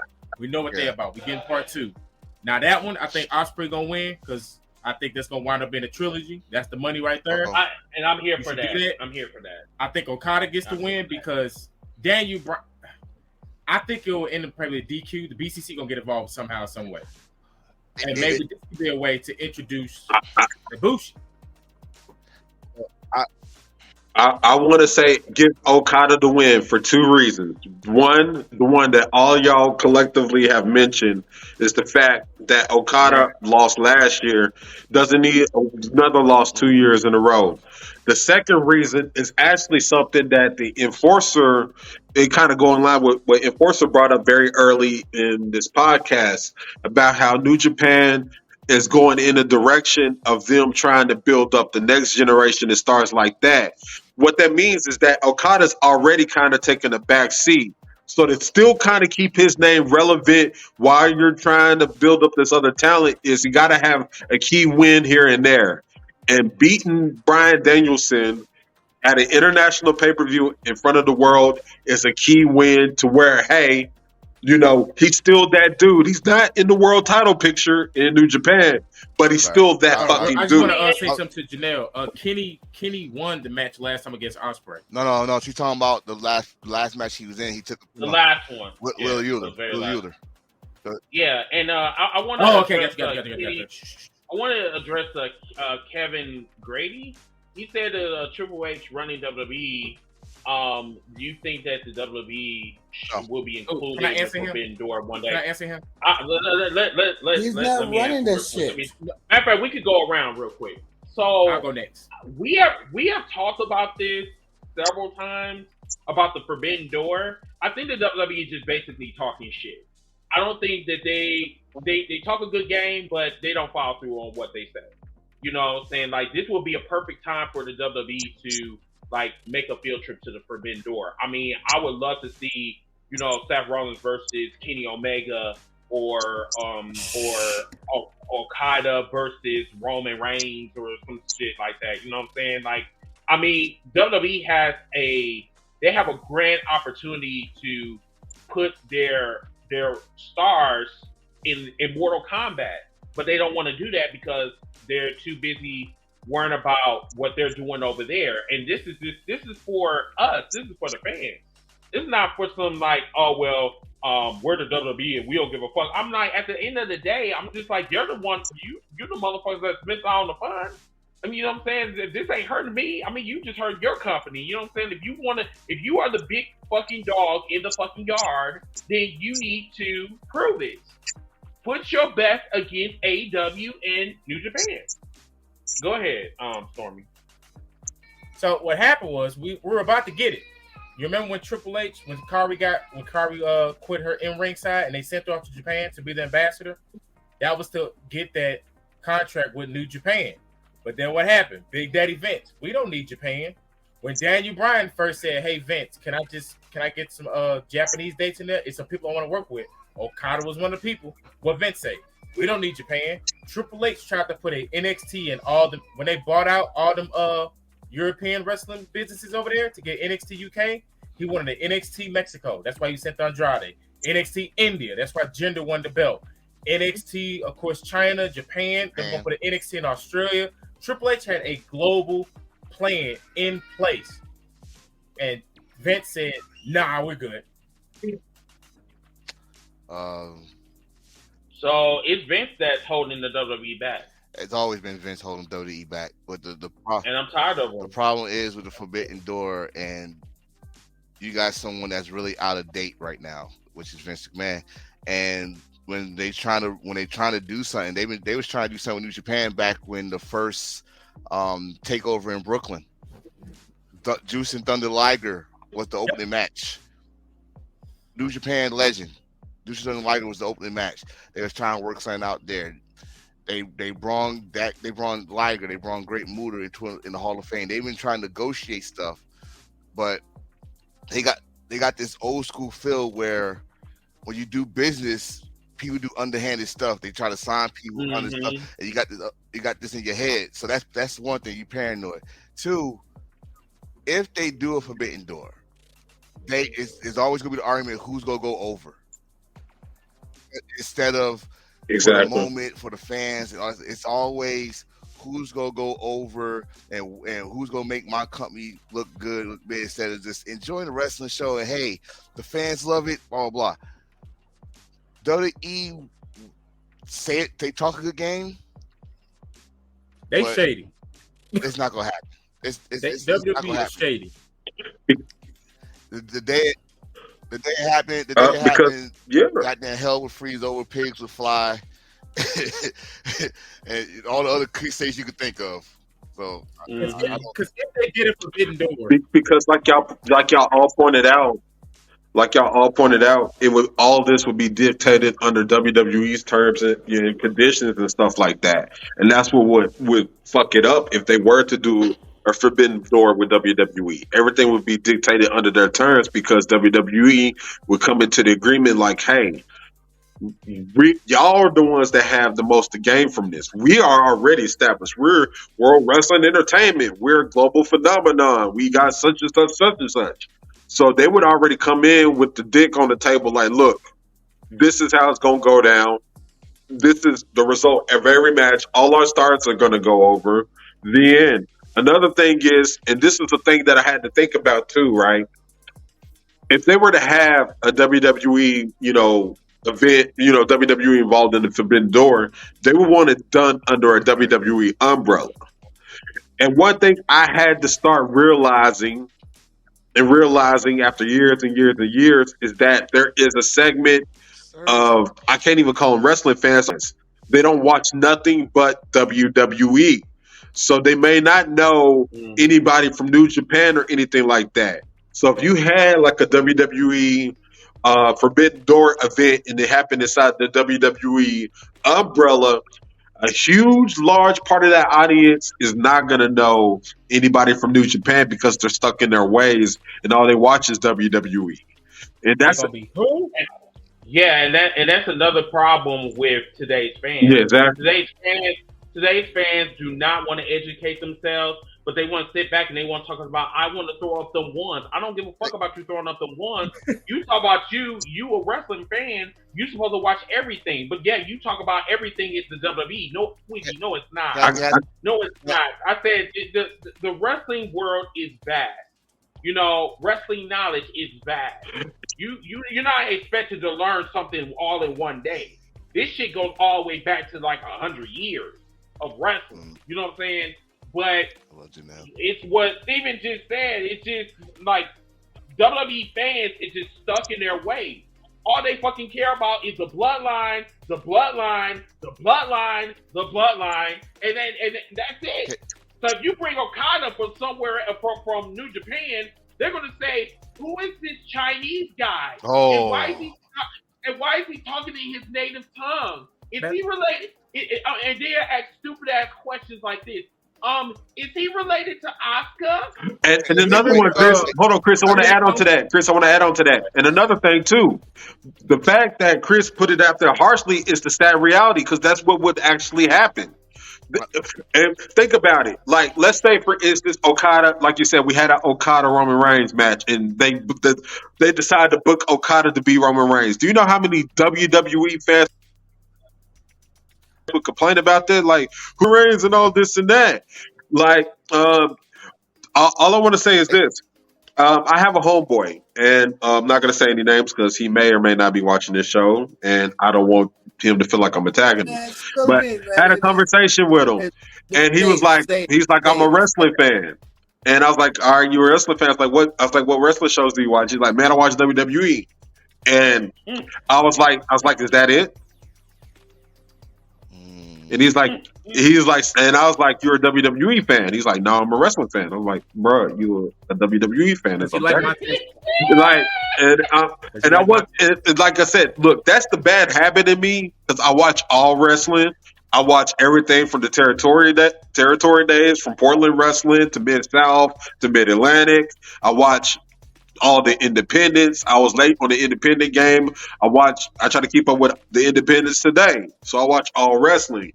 So I try to get worked out of that mode of being super duper marky when it comes to WWE fans, but I can't help it at times, especially I can't help it. You know what I'm saying? It's one of those things I'm trying to kick as a bad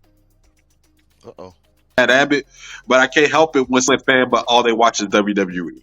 You know, I can't help it. It's a bad habit of mine.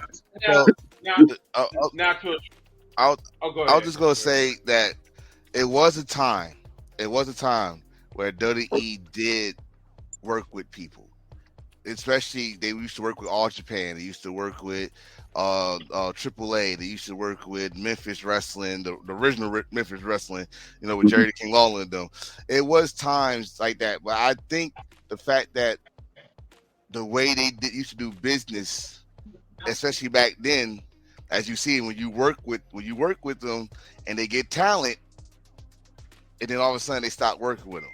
So that's probably one side on the WWE side and on whoever else go work with them. So let's say AEW would work with them, or New Japan, or AAA or MLW, someone like that. They gonna be scared that their talent gonna go straight to WWE. You know, it's that old school mentality. Can it happen? It could happen, but I don't see it happening. I can't. I'm just sorry, I can't. So Janelle, it's okay to be a barber. Can you bring up? I'm gonna bring up this comment real quick. Okay, so I kind of had a feeling you was gonna probably bring this up, like, because I'm very critical when fans talk about their wrestling fans, but then yet they keep themselves in this certain bubble, and then they want to talk about forbidden doors. Follow me, okay? You talk about the forbidden door. You talk about other companies. But Janelle just said that I don't watch AEW, hardly watch AEW. She does, but she's not a fan of AEW. Okay. She doesn't watch New Japan. So why are we talking like it's like people like fans like Janelle, but they talk about forbidden doors. But I love Janelle. You know, when she talk her wrestling, she's very methodical. I love her for that. But the issue is, and I have to put this shit on Front Street, the issue is that you can't sit here and talk about forbidden doors when you don't want to educate yourself about other companies. That's like me saying, hey, have you ever seen Marvel, have you ever read a Marvel comic book? What's that? But then, yeah, you said you're a comic book fan. So if you're a comic book fan, you should know something about DC. You should know something about Marvel Comics. You should know something about that. You know what I'm saying? Go ahead. I was gonna let you. What I was just gonna say is I don't call like Real was just talking about. Someone said they're a wrestling fan, but they only watch WWE.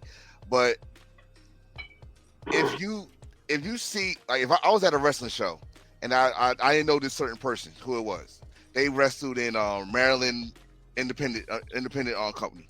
I didn't know who it was. Someone educated me when I asked them. See, that's another thing people don't understand. And you don't know somebody, ask them. Ask the question, like, who's this? Who's your do your research, all this stuff. If I don't know somebody and I see why all these people yelling, I was like, who the hell? You got Google, you got I learn somebody, I go YouTube, I watch their work. I'm like, okay, maybe I can see what they're gonna do.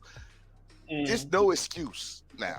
This ain't 20 years ago when the only game when it's on TV was WWE.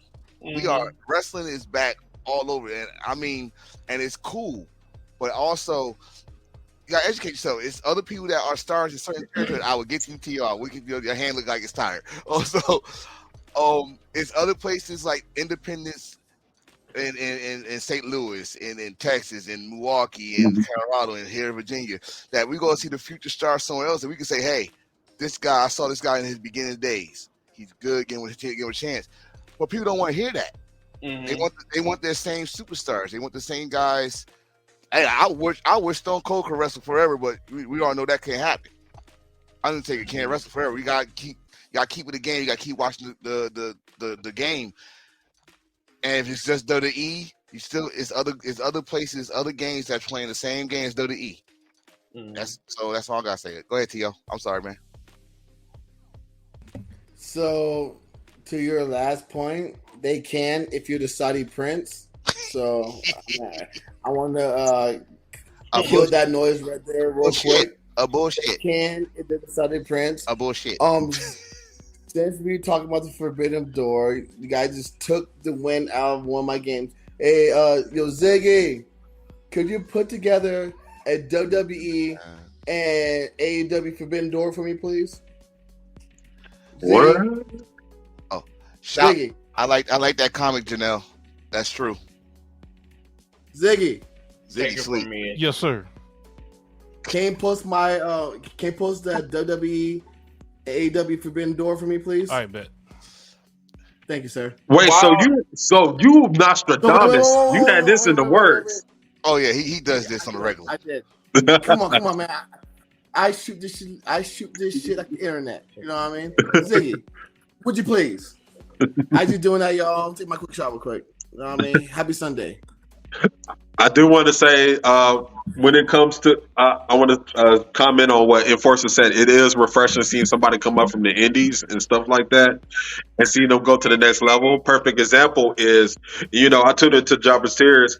Janelle, I know you and your brothers over there at Jobber's Tears, such as myself, has watched the indies, and we watched Christian Casanova come up in the ranks in the Northeast. And now we're seeing him do his thing on NXT as Carmelo Hayes. A lot of these people we've seen on the indies, and it's just refreshing when you're able to see somebody come up from the bottom, make it to TV, and make a star out of themselves. It's refreshing seeing Punchman Martinez as Damian Priest. It's refreshing seeing Prince Devitt as Finn Balor. And the list could go on and on and on. Kevin Steen as Kevin Owens. I can't mention the one guy because apparently it hasn't been confirmed whether El Generico is Sami Zayn. We don't know that for a fact. That's just a rumor I heard. I'm sticking to the kayfabe there. But just sticking to kayfabe there. Last time I heard, El Generico went back to Mexico to the orphanage. I don't know.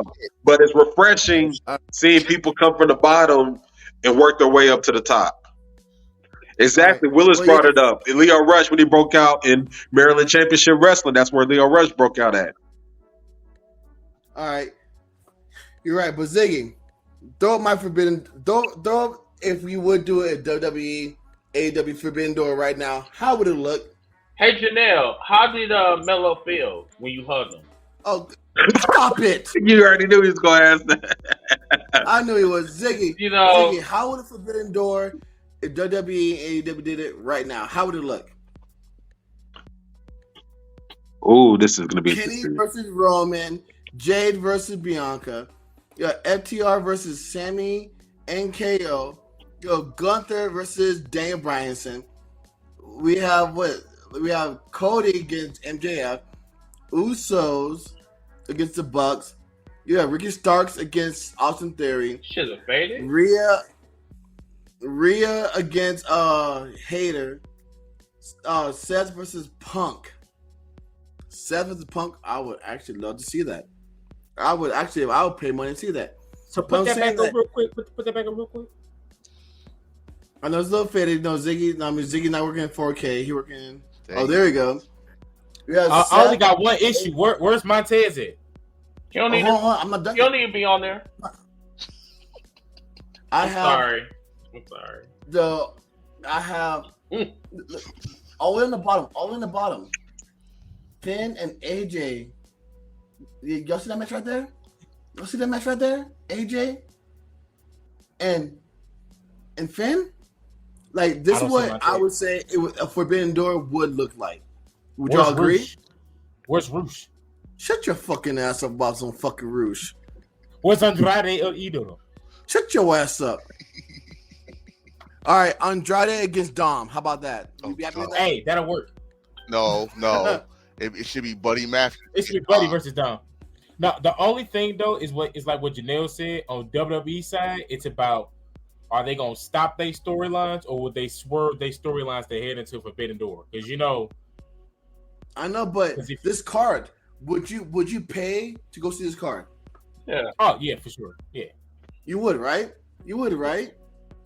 On top. This is what a Forbidden Door would look like. It would be a badass banger. It would be banger after banger. Come on. After killing Daniel, though, you just sit there and you just. But Ricky Starks and Austin Theory, that would be a hell of a fucking match. Have they ever worked with each other on the Indies before? No, I don't think so. No. Oh yeah, that's because Ricky Starks was like based in Texas, and I think. Hey, I just noticed though. Hey, you put together a Forbidden Door with no Brock. This game match all the way on the bottom. Tell me that wouldn't be a banger. And you did this without Brock Lesnar on there too. Congrats. I mean, because Brock Lesnar's on his way out. I mean, we don't need to put Brock on everything. You know what I'm saying? Well, you got Edge down there. Shit. I mean, once again, he on his way out. I don't even know why he put his head down there. But I digress. Whatever. Well, all I'm saying is, at the end of the day, y'all, it's like we want these dream matches. We want to see these companies thrive because they are thriving. Wrestling is thriving now. I remember back in the day, I would say I'm a wrestling fan. I just get laughed at. People just make jokes on me because, oh, you watch wrestling, you know that shit fake. Whatever. Wrestling is so huge right now. But think about it. There was a time, 3 years ago, when we didn't think that wrestling was going to thrive no more. We didn't think that we better go to shows no more. We didn't think that we better go outside no more. Now we have all these companies thriving right now. And we over there like it is right now. Wrestling is a civil war. It's a civil war right now. It's a legit civil fucking war. Which side are you picking? All right, y'all. Let's on that note, we're gonna start wrapping up. We got about 5 more minutes. So we're gonna go around. Chris, I've won game. I won game real quick. Yeah. A quick game. Fast game. Ziggy, pull up. So I want y'all to pick the number one faction on this list. Ziggy, throw it up. He treating Ziggy like Roman do solo. Right. He's like Ziggy. Ziggy. Hey, Ziggy. You know what it is, Ziggy. Oh, Ziggy, you know what it is. Oh gosh. Throw it up there, Ziggy. Hey, I just want to say, shout out to Janelle for the Montez 2.0. Yeah. Oh, you got man feeling himself. Chris, get ready to edit tonight. I just need Stormy just to work on the muscle mass, and he'll be good. I'm getting there. All right, here we go, y'all. Right here. Pick the number one faction in this clause right now. None of them. You have to pick one. None. You have to pick one. None. One. None. If we're going based off of accomplishments, the Shield. Over Evolution. Based off just straight up. You're right about that. Ooh. Yep, it would be Evolution then. If we're doing based off of accomplishments. Just off fact, like. But you know what? Evolution is just a ripoff of the 4 Horsemen. So, like, I wouldn't even. I mean, that's basically what they are. Well, I wasn't really around for 4 Horsemen, so I'm picking Evolution.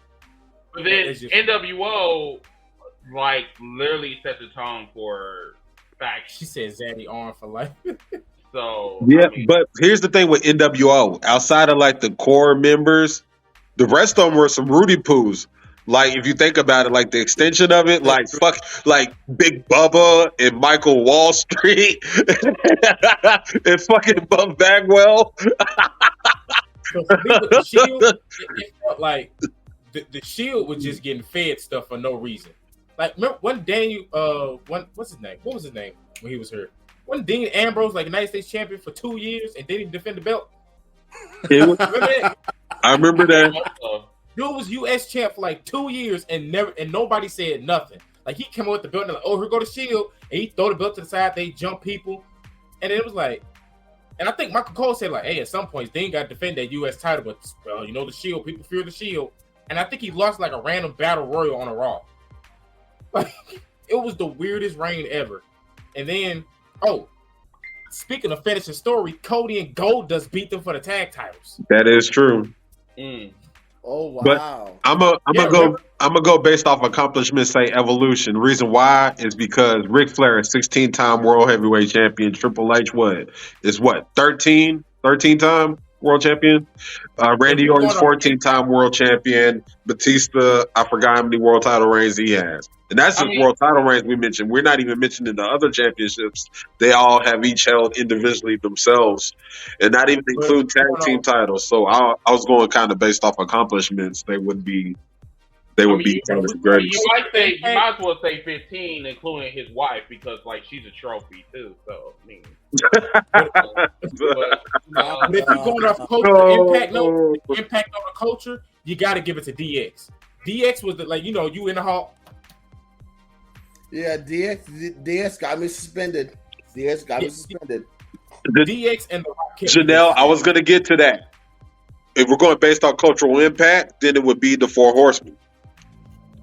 Because they, like you said, they set the stage for what a faction should be. They the one that everybody want to talk about tables and shit. They built the fucking table when it came to stables. So if we're going off of cultural impact, would be the Four Horsemen.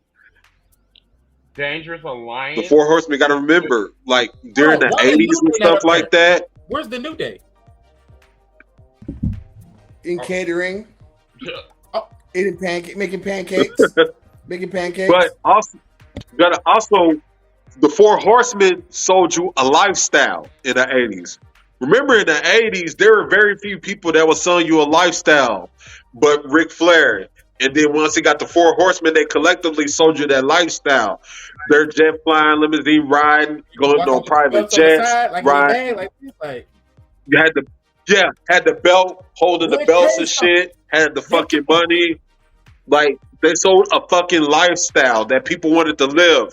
Dude, I was watching old episodes of NWA Saturday Night. Like, motherfucking fans would come out there dressed in nice suits because they wanted to be the Four Horsemen. So we're going, like, they wanted to be them motherfuckers because they had money. They wanted to be them that sold the lifestyle. True. I said Janelle is acting like you in these comments. I don't know what you're talking about. Yeah, okay. I mean, yes. Let's get to final. Let's go to final thoughts. We can go around. Yeah, we can go around. I'll go last. Oh, me? I'll go first. Yeah. So once again, awesome episode. Shout out to the Enforcer. Shout out to people that have not been in the comments in a very long time. I appreciate you guys coming out and supporting us.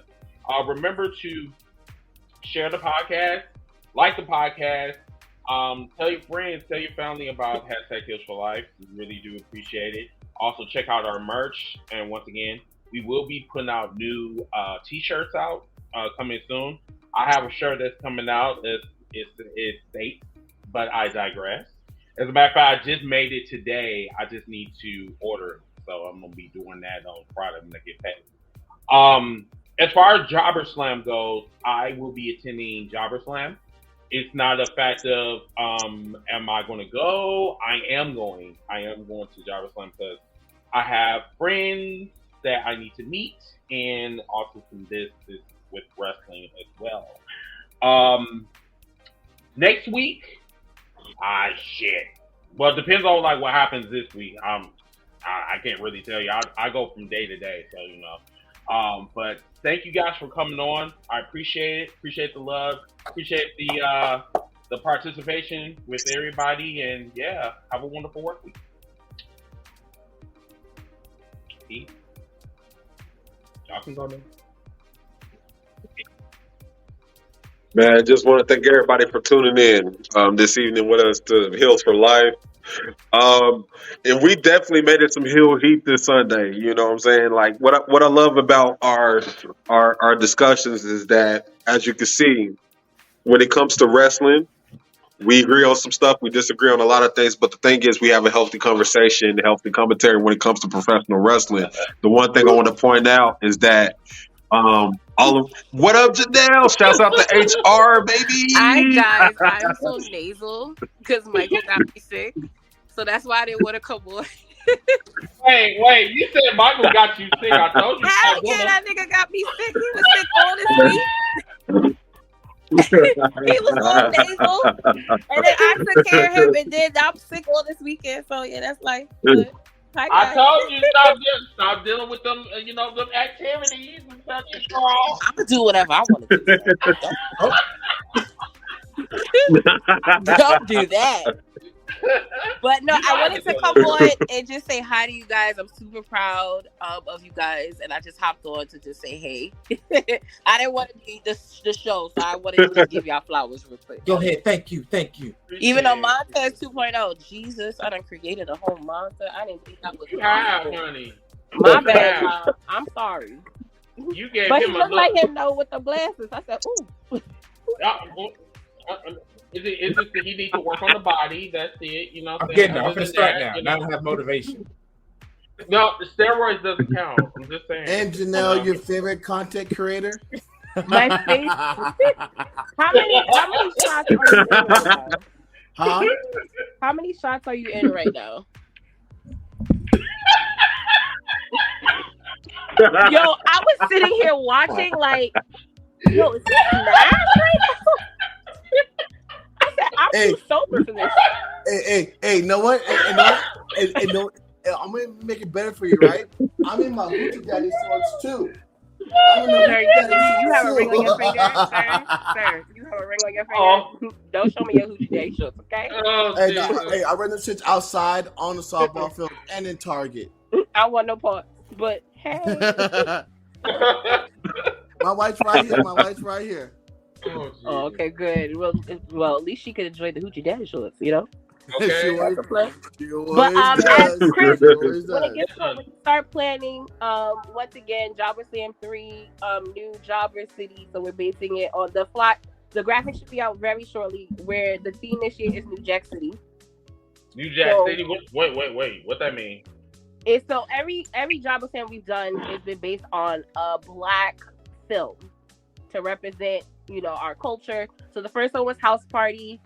The second one was Do the Right Thing. So this year is New Jack City. We have a show. Wait, Chris, you don't know about New Jack City? Watch the movie. Watch the movie. You know about Pookie? I'm not listening here. So you talking about like I need to find like some big chains? No, you come as you are. We will have limited edition T-shirts available. We're working on T-shirts for the show. But our next Battle Club Pro show, which is in 2 weeks on June 17th, Sir Wilkins will announce the main event to Jobber Slam. So that is I have not told anyone that. So you guys are getting an exclusive. Awesome. The main event will be announced. Y'all, I gotta ask the question. Y'all know I gotta ask the question. I gotta ask this question. Maybe. Is Ruthless Lala on the card? Maybe. Mm-hmm. That's who I want to meet. I want to meet her. Listen, I will get y'all together so you can interview her. I do that. That's easy. Oh, well she's been in the cookout. She's been in the cookout. Well, shout out to Ruthless Lala. We stand Ruthless Lala over here, especially me. So and she's working. Really? Yeah, she's in Germany. She's over there with. She's working on her moonsault. The guys from CCW, they're in Germany. They're doing a cross promotion with a promotion out in Germany. So they're actually in Germany for the next month. And they're working on the moonsault. Yeah, they got that thing with WXW, right? Mm-hmm. That partnership. Yeah, they got that partnership. I was following it on Twitter. Ain't Rich Swann the champion over there now? The CCW. Rich has been really cool with them. So they had messaged me the other day. She did like a moonsault from the top rope. So she messaged me the video that she posted it. So yeah, she's doing a moonsault. She'll be working on a moonsault. I've seen the training. Listen, let me tell y'all right now. I know y'all don't really talk about NXT from what I hear, but Tiffany Stratton has the best moonsault right now in the business. Tiffany Stratton fan over here. Yeah, Tiffany Stratton fan over here. I don't watch it. No, I know. It's not for everybody. Like we've all acknowledged that. I'm an EO fan. And watch what you watch. But I will definitely kudos to and NXT's doing like really good. I'm sorry, but they're doing pretty good. No, NXT's been doing great. No, you're right. NXT has been doing great. They're doing really good. So but yes, Chris, everybody's invited July 29th. And what's dope, Chris, is actually you're in for a real treat. This is the first time we're able to do a viewing party the same weekend as Jobber Slam because NXT's next pay-per-view is the day after Jobber Slam. So you'll be able to do a viewing party and a show in one weekend. Cool. So I will get with you about hotels because I do not know where I'm going, and I might have to stay with John. Don't get that boy lost in New York. Yeah. Janelle, it's not. Listen, Brooklyn. It's a grid. Janelle, you can't get lost. Janelle, I'm from Brooklyn. I'm from Bed-Stuy, Brooklyn. From Bed-Stuy. I don't know though. I don't know. I went to New York when WrestleMania happened up there. I was getting kind of lost. So that's a little different. Yeah, Janelle. I'm from Bed-Stuy, Brooklyn. Don't get that boy lost in our city. Where are you now, sir? Where are you now? I'm in Colorado. You want to know? How the hell are you in Colorado? That's what I'm trying to figure out. Family. All right. I'll 212 with you. I add you on Facebook. Yeah, let me know how that ended up because that's. I do on Facebook. I'll 212 with you. I'm telling you, I'm trying to figure out how he went from east to west, but I'm very much so. Like, but not even that. Like, just altitude wise, like, right. Yo, Colorado altitude is amazing. I can go anywhere. I guess because you live there, yes. But like when I went, bro, I had a headache for at least 12 hours the first. Yeah, because the altitude is something dangerous. But I will say, it's beautiful out here. It's beautiful out here, though.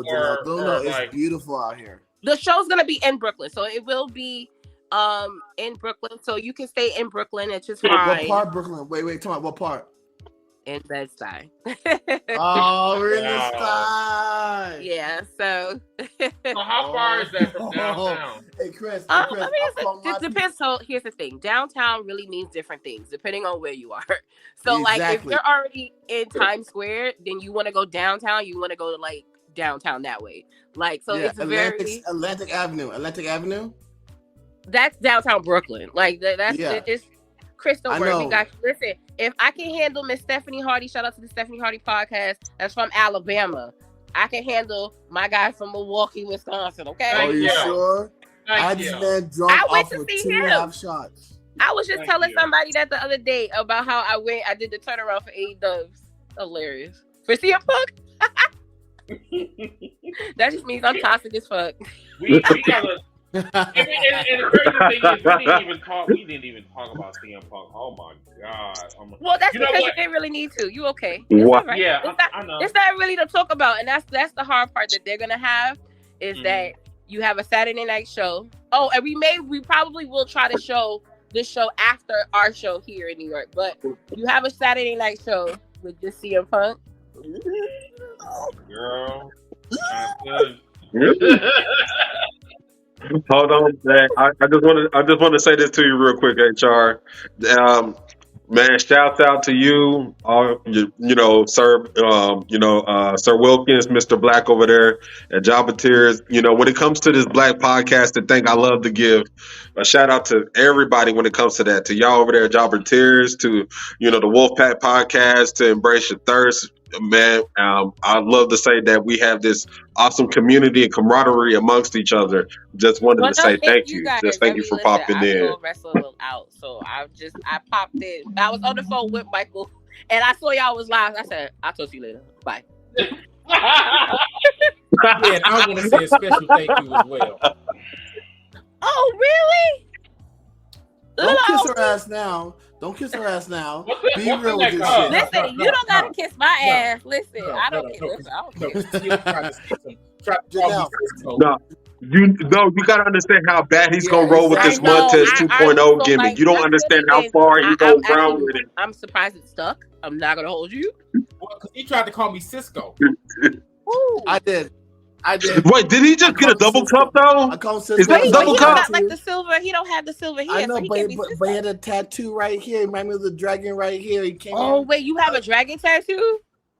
No, it's Batman. But it looks like the Batman logo. It looked like a dragon tattoo. Oh. Exactly. Sir, what were you drinking today? What was your choice of beverage? Do you change your beverages every week? Like I can't with you now. So I have Casa Frico. Oh, you got Casamigos. Sir, you could have got Terramana. What the hell? Oh no. That shit was disgusting. I have Terramana's disgusting. The way I didn't like so I didn't like it. I didn't like it. Was liquor? I had let's see what else I had over here. I had Michael Jordan tequila. I have Michael Jordan tequila. I have a keg of Fireball. I have Fireball, bro. You definitely live in Colorado. Y'all gotta wrap this up. All right, guys. I gotta go. He had me at Fireball. I had Moet. Oh, got fancy. I got Moet too. I have Henny. I have Henny too. Yo, sis. Sis. I mean, we from New York, so I mean, we can vibe on this. But I mean, that Fireball shit, definitely, we're gonna have to check you on that. So I gotta pick my pose for the end. What's wrong with Fireball though? That's normally my drink of choice, man. Ain't nothing wrong with Fireball. It's not a bottle; it's a keg. But yeah, y'all. All right, guys. Yeah. Bye, I love y'all. you all. Love you And too, all a man. good night. Thank you guys for Remember, supporting the Java Tears We podcast. #Heels for life, Supporting us. and we want the smoke. Bye, y'all. Have a good weekend. Bye, y'all. Bye. Bye. Good night, Ziggy.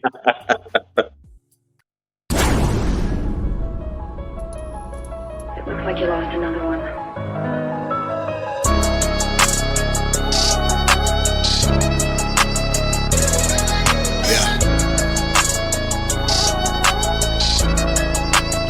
It's just the fact that I'm highly dedicated to the grind. And I ain't never fake, boy, I'm like this all the time. And I'ma do me, it don't matter how you feel. And I'ma win even if I lie, cheat or steal. That's just real, I don't care if I leave the opposition feeling ripped off. And it's only cheating if you get caught. If you ain't with me, homie, I can never love ya. If you don't like it, I got 2 words for ya. I just rather lie, cheat, and steal. It's cool being faces, better being the heel. And I don't ever care how they feel. It's cool being faces, better being the heel. And they don't wanna see me in the field. It's cool being faces, better being the heel. No matter what, I'ma keep it real. It's cool being faces, better being the heel.